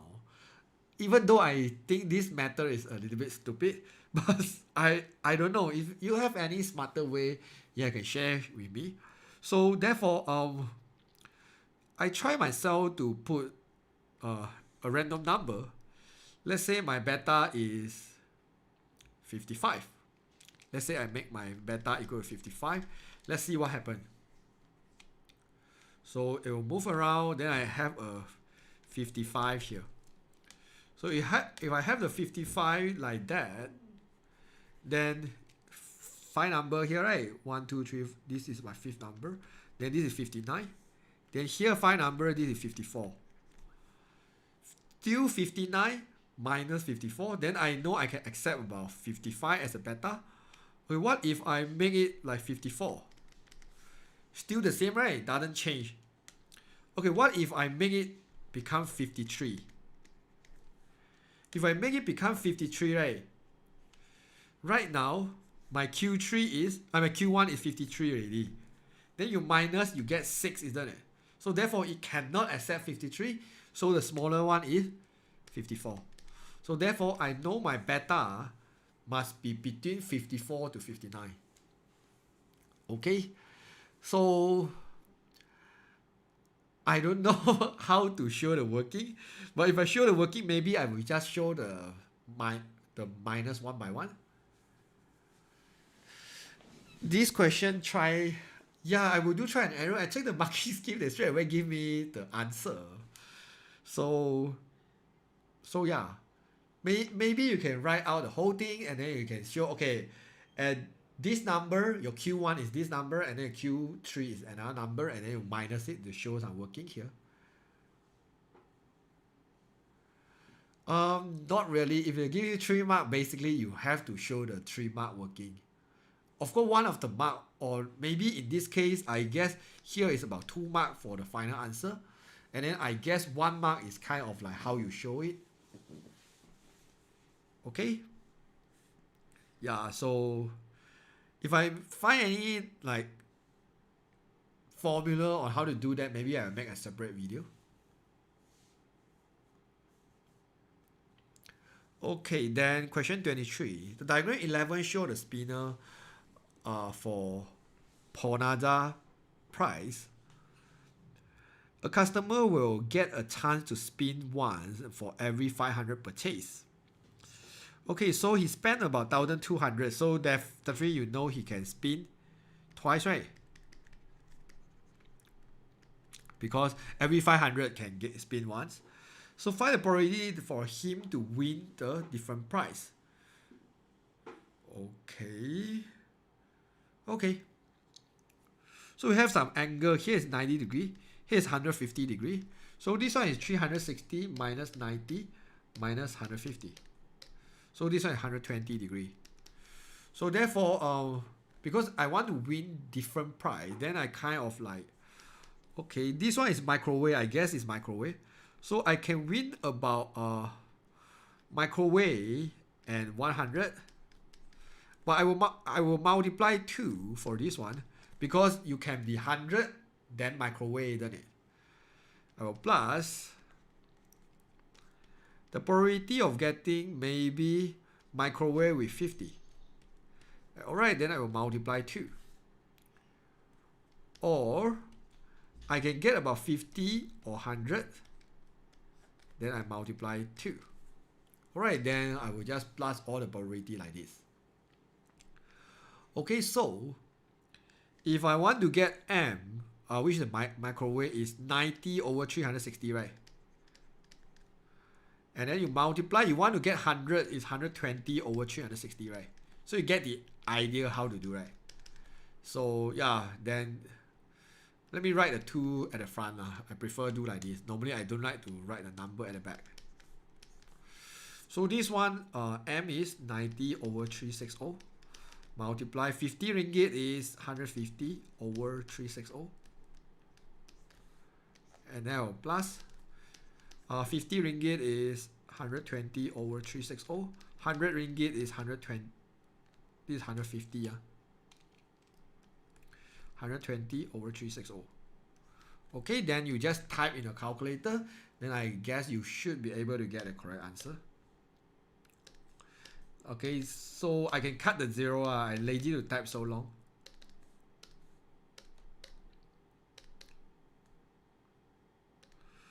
Um, 9 over 36 times 15 over 36 plus 2. Yeah, I can put the bracket, okay? No problem. 36 times 12 over 36. Okay, so your final answer should be 47 over 72 to get a different price. Or you can use the 1 to minus the same price. Yes, you're right. I think use the 1 to minus seems like easier a little bit, I guess. Is it?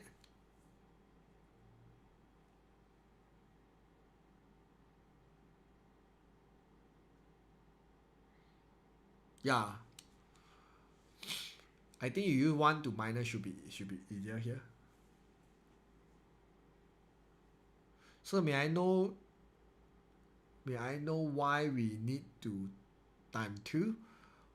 Okay, you need to time 2 because there's a chance you will get microwave and 100, or you will get 100 first, then only you get microwave. This is the reason why you need to time 2, because the 100 and microwave you can swap around. Same idea for the second one. You can get M50 or you can get 50M. So, but both of the probability will be the same. So this is the reason why I will just multiply 2. Or you can use the 1 to minus probability of getting both microwave, minus probability of get both 50, minus probability of get both 100. Yeah, I think this one actually seems easier a little bit. But definitely I think you will get the same result. Okay? So do you suggest do easier or hardest question first? Always do easiest question first. Always. Because why? You just assume, I'm not sure how many students are playing game. If you really play games, your objective is you want to get as many points as possible, right? So you will definitely go to M those stage. Actually, you can easily gain a lot of point one. So always do the easiest one first.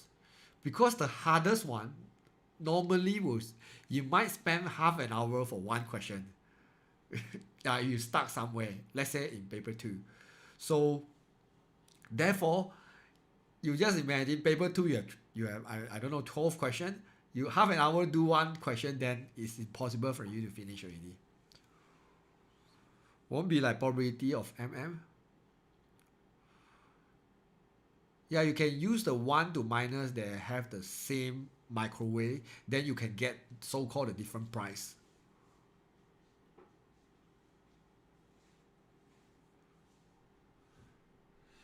Yeah, so you just imagine if half an hour do one question, you only can finish 5 questions, then time's up already. But you have about 12 or 13 questions you kind of need to solve. So always do the easier one first. You spend 1 hour for that question, you should give up that questions. Because normally you spend 1 hour for that question, only 6 marks. But at paper 2 you have 100 marks, right? You still have another 94 marks waiting for you. So yeah, don't spend so much time on one question. Alright, question 24 is binomial. They tell you NP. Alright, they ask you to find okay, they are equal, then okay, let's do it. When x equals to r, the formula is NCR PR Q n minus r. Okay, so this is when x equals to 0. Our n is just equals to n. So NC0, P0, Q n minus 0, which is n now, okay? Will equals to x equals to 1, NC1, P1, Q n minus 1. Okay, in this case, we try to change our Q into 1 minus P, okay? Oh, this question, I just kind of hate this kind of questions. Yeah, a lot of work to do, but it's fine. I will work together with you, no worry. Okay, so yeah, NC0, you just try any C0, right? You will get 1, so you can ignore it. Basically, NCR, the formula is n factorial over n minus r factorial, okay? Maybe you need to use about this formula. Okay, this is 1, this is 1. So here I only have 1 minus p power of n. So this is NC1, which is n factorial, n minus 1 factorial, and 1 factorial. Okay, and then this one is 1 minus, oh, luckily it's still okay. Minus 1 means what? Divide 1 minus p power of 1. Okay, okay, 1 factorial is 1, we ignore it. Okay, both sides also have 1 minus p power of n. I cancel out. This one left 1. Then here, on the top, n factorial, I want to expand it. It becomes n multiply n minus 1 factorial. Okay? n minus 1 factorial. n minus 1 factorial. This one I will move to the other side. So I will multiply 1 minus p here. Okay? Multiply 1. So this one I cancel out. Then n equals to 1 minus p. Find the mean in terms of p. So what's its mean? Mean in this topic will be NP. So it will be 1 minus P multiply P. So it's P minus P squared. Yeah, because I thought this one is quite hard to solve, but eventually it is still okay, not too bad. Yeah, this one is a binomial, but it will mix a little bit this combination because you learn about this formula at combination, right? Even though binomial, you will learn again.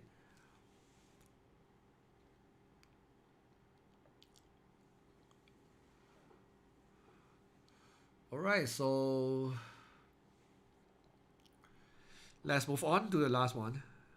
Yeah, this one I think is a little bit hard for a student, so I call it as a K-bar lah, if you are not good in this topic. So means equals to, yeah, mean is NP. Okay, you kind of need to remember variance is NPQ. Standard deviation is square root NPQ. This formula only can use on binomial. It's not binomial distribution, mean, variance, they have all different formula. Why not just divide? Where do you get the P? I don't have the P. The P is given. Binomial is either P or Q, right? Your P is gone halfway. Is it? My P is gone halfway. Hey, there's a P here. Yeah, it's gone halfway. Thanks for letting me know. So this is N1 minus P over P. Yeah, it's gone halfway. Oh my god. So this is over P. Then here I have over P. So the final answer for mean is 1 minus P. Okay. Yeah, the P is there. Yeah, I accidentally did ignore about this P. Yeah, they still have one P over there. Okay. Cool. Oh my god, I spent more than 2 hours already. Last one. Let me just finish it and I want to go get some rest.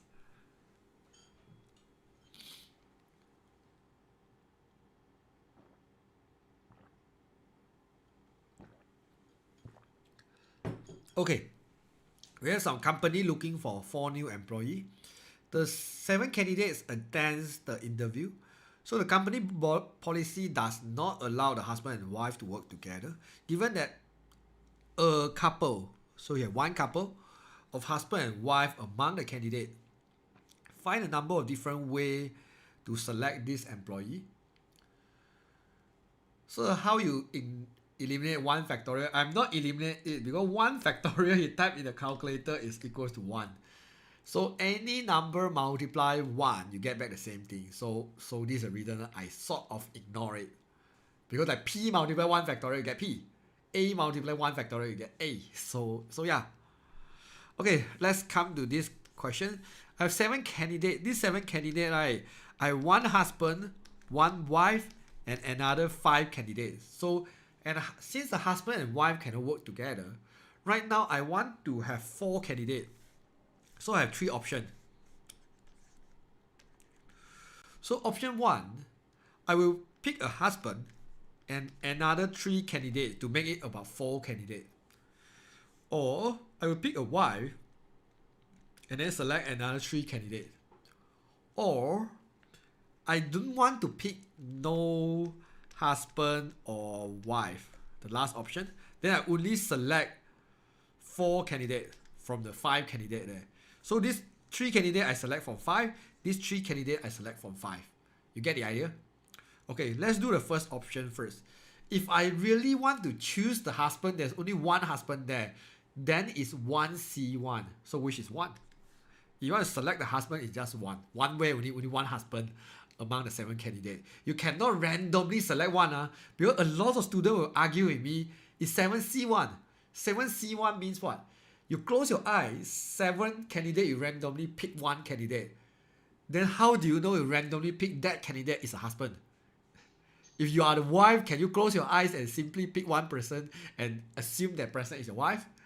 You cannot, right? So your wife must be specific person. So there's only 1 way to select wife and 1 way to select husband. Okay, remember that. But the 3 candidate, yes, I can randomly 5C3. Okay, so I do the same thing here. This is 5C3.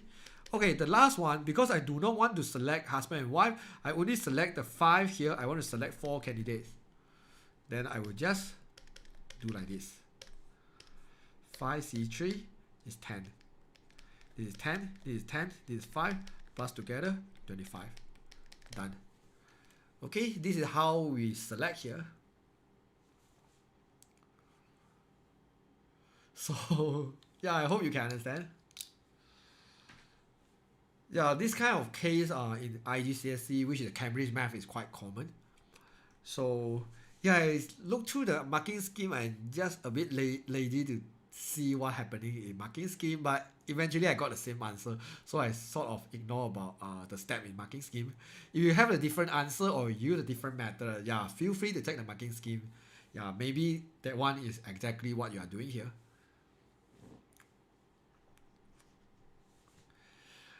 Alright, we still have about 3 students actually join me until the end of the live streaming. I can't believe we have like 3 students who is like so hardworking here. So I mean 300 students who are so hardworking right now. So yeah, good job to all of you. And I see some students actually showing some working. Yeah, I'm kind of like, oh, okay. I think it's just use the total to minus something they do not want, right? They kind of use the total to minus the husband and wife together. Yeah, I guess it's fine. As long as you understand, then you should be able to get it. So yeah. Any more questions you ask me before I just go offline? Tomorrow still have, sir? I don't think so. I try to make the paper 2 on this weekend. Because your exam is on next Wednesday, right? Maybe I will have one more live streaming one day before your exam, which is on Tuesday night. Yeah, the Tae Win Sam is my ex-student. I'm not sure why he come in to disturb me. It's like many years ago, XXX student. So lend us your power. I hope I can borrow my brain to all of you, so that all of you can get A. I hope my brain can get A, because even sometimes I also make a lot of careless mistake here. Yeah, for my masterclass student, actually, this month we don't have any masterclass. But if you want to watch the previous video, you kind of like only can cancel subscribe after the SBM exam, unless you want to support my channel until end of this month. Then you can cancel your subscription on next month. Then I will really appreciate that. But definitely, you want to cancel anytime, I'm okay. Don't feel bad about cancel about the subscription. Yeah, you can just cancel anytime you want. No worry. Paper 2 section C, now I only do the solution of triangle and price of index. I think I prefer motion along the straight line more than index number, and solution of triangle is a question I must do.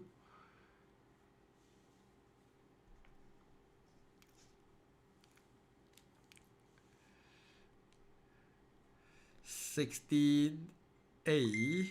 What happened to 16A? Oh, 16A is very easy. You just see like how P go to Q, right? P want to go to Q, definitely you from 3 you want to go to 4, you need to go 1 unit to the right? Then it's 1. Then you want to from 4 go to -2, you need to come down 6 unit, right? It's -6. Any topic we should score, sir? Actually I say this one in many other video as well. Basically, you just go to open any reference book. You look for those topics who come out in paper 1 and paper 2. Go to N for those topics. Because you study one topic, you can do in both paper, which will benefit you a lot.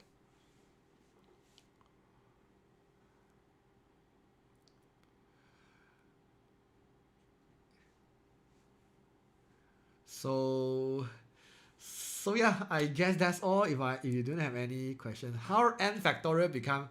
Okay, let me just explain one last thing about this thing. Okay, n factorial is a very funny thing. You want to expand it, right? Because n factorial, in fact, when you expand it, it can go to infinity one. So you can never stop. So I will give you some example like 4 factorial. It's 4 times 3 times 2 times 1, which is 24, isn't it? So this is the reason why when you type 4 factorial, you get 24. However, n factorial, because we do not know what is n. But then here, at least you can see some example. The first one, we copy the same one, which is 4. You copy 4, right? So the first one is n. The next one is basically 4 minus 1, isn't it? So this is the reason why you get 3. So then it's n minus 1. Then the next one is 4 minus 2, isn't it? You can see I use 4 minus 2, I get 2. Then this is n minus 2. Then the next one is 4 minus 3, isn't it? And so on. So then this is n minus 3. Then you ask me, sir, can I just continue like keep on multiply n minus 4, n minus 5? Yes, you can keep on continue on. It will never stop. But if you want to stop at certain certain number or certain term, you just add a factorial for it. Okay, then I can stop there. So I can even stop at n minus 2. Then I just add a factorial for it. Then I will stop for it. Okay, this is how you stop it. Okay, then just now why I stop at n minus 1? Because just now is nc1, isn't it? This one is n factorial over n minus 1 factorial and 1 factorial. Okay, because I have a n minus 1 factorial at the denominator. So in order to eliminate the n minus 1 factorial, then I will stop at n minus 1 factorial. Then you realize they have the same thing, right? Then I can cancel it out. So today, if I do the weird one, let's say I do n minus 3. Then bottom is n minus 3 factorial. 3 factorial, isn't it? Then the top I will expand until n minus 3 factorial. I will n minus 1, n minus 2, n minus 3 factorial. I add a factorial like this. Then I add a factorial like this. 3 factorial is 6. Okay, then I cancel both of these. Okay, this is how I eliminate the factorial if I have some NCR term like this. Okay.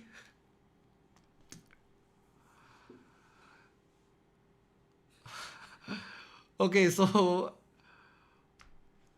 yeah, this paper we don't have our normal distribution. We have a binomial distribution, but I'm a bit lazy to explain again. Yeah, so because I'm quite tiring. But anyways, you don't worry. This video it will repost automatically in my YouTube channel. So if you want to rewatch, I think you can rewatch how many times as many as you want. So don't worry. So yeah, I also hope I can borrow a lot of students every year also want to borrow my brand for MF. But actually my brand is already everywhere in my YouTube channel because I use my brand juice to create more than 600 videos in my channel. So definitely if you have time, yeah, go to absorb some of my brand juice in my channel. So I hope you guys doing well for the MF. I'm not sure within the MF how many subject more you have right now. So about 5 to 6 days still can make some difference even though you are a failed student. I think 5 to 6 days at least if you are hardworking you can watch about 20 to 30 video. Just pick some topic you are interested or you think is possible for you to master it. Use this few days to watch some of the video. I think it's definitely help you to understand like certain topic. Yeah, because if you sit one day in front of the computer, definitely I think you can watch 10 video if you are hardworking. But listen to me. After you watch the video, go to find a similar question and do it. Because you understand from my video doesn't mean you can do it in SPM. So after you watch the video, you understand certain concept, do the similar question or find a similar topics and find the same topic and do the questions. Okay, because math really is about practicing. So you make sure you always practice it. When is the next live? I think it will be around this weekend.